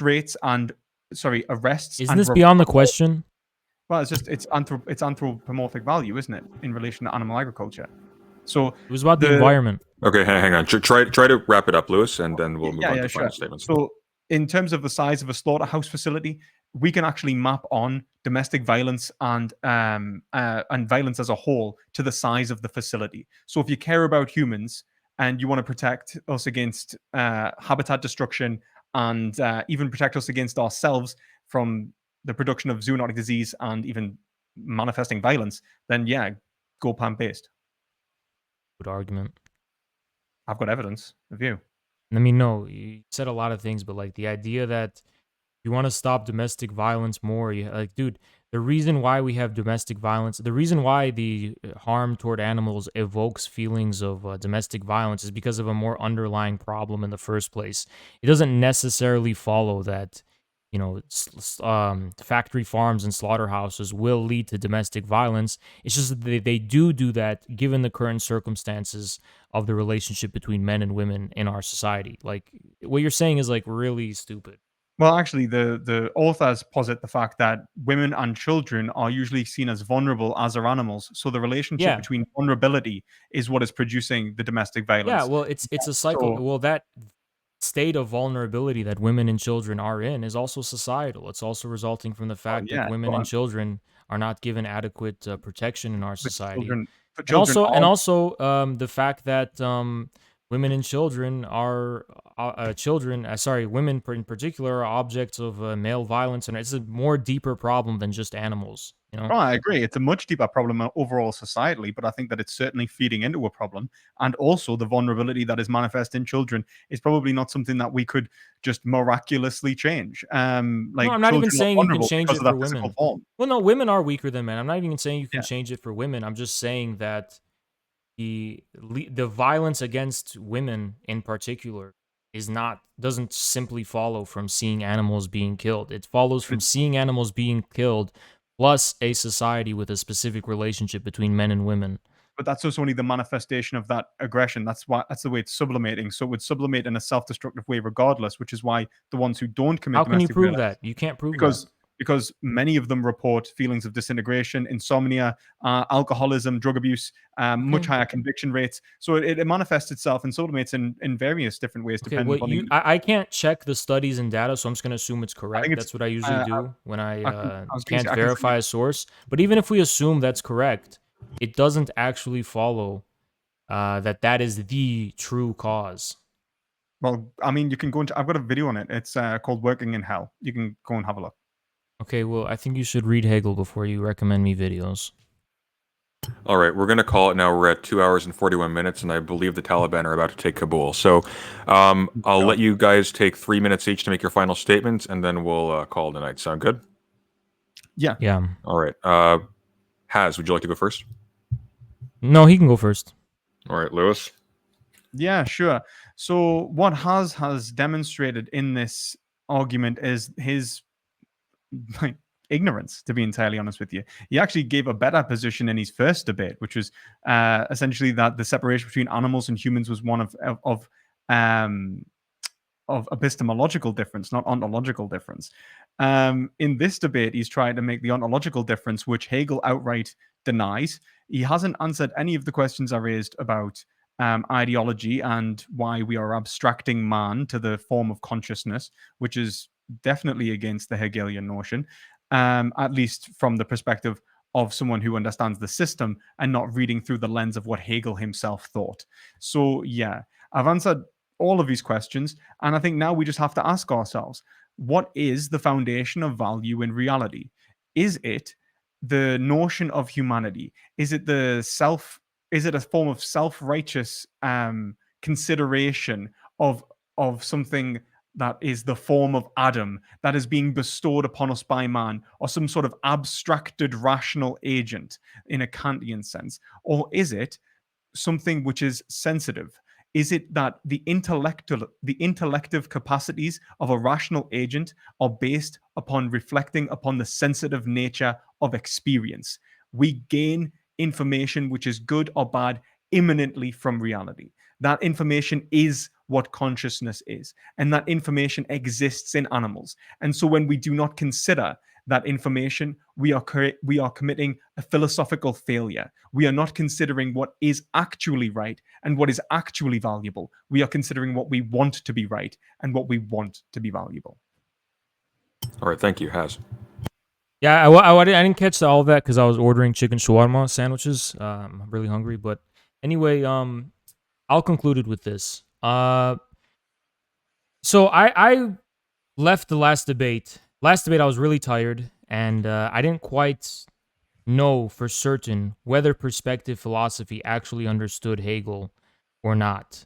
So, in this debate, I actually wanted to take the opportunity to grill him and see if he actually could prove he knows what he's talking about. I have 100% confidence beyond any reasonable doubt whatsoever that perspective philosophy derives his understanding of Hegel entirely from his ass. And not only does he know nothing about Hegel, he also proved he doesn't know anything about Lacan and things like materialism and Marxism and a host of other subjects. Lewis says he's responded to all of my questions and I haven't responded to any of his, but the exact opposite is literally true. And I think anyone who reviews this debate in good faith will see that I did make a good effort to try and actually pin Lewis down and ask him concrete, simple questions, which he just dilly-dallied and danced around without ever directly addressing anything I raised. None of the points I raised were addressed by him or even acknowledged. He has a proclivity to go into tangents about completely irrelevant things that are meant to confuse the audience as well as me. I wasn't impressed by it. I can clearly map and trace through the course of receiving his arguments that A does not follow B, and that what the tangents he goes on are in no way connected to the actual underlying points that were under contention. So in conclusion, I think it's a pretty one-sided debate. I got what I was looking for. I've exposed perspective philosophy as a fake Hegelian, especially when he actually admitted that he doesn't actually think that Hegel believes in the unity of being and thought. And I think I've gotten more than I wanted to do, because all I wanted to do here was prove that perspective philosophy was a fake Hegelian who doesn't know shit about Hegel. But I also proved that he also doesn't know shit about Lacan either. So that was a freebie, you know? Yeah, I think, you know, I'm pretty satisfied with the result. I was pretty well rested, pretty alert today, unlike last time. So, yeah, I'm satisfied. I got what I wanted. Just to quickly say, I definitely didn't say that Hegel said that being wasn't Well, you had the thought. chance to Says that argue all that there is. before. Says all there is. Your closing. You already had your closing statement. So. Oh no, there is the thinking thing. You already gave your closing statement. And also, you never answered the infinite. As is correct, question. Unfortunately, these were closing statements. Well, fair enough. Fair enough. We can if you guys want to do a rematch, give me a week or two so I can not die of blood clots. But we'll arrange that. But for now we're done. So thanks everybody for participating. And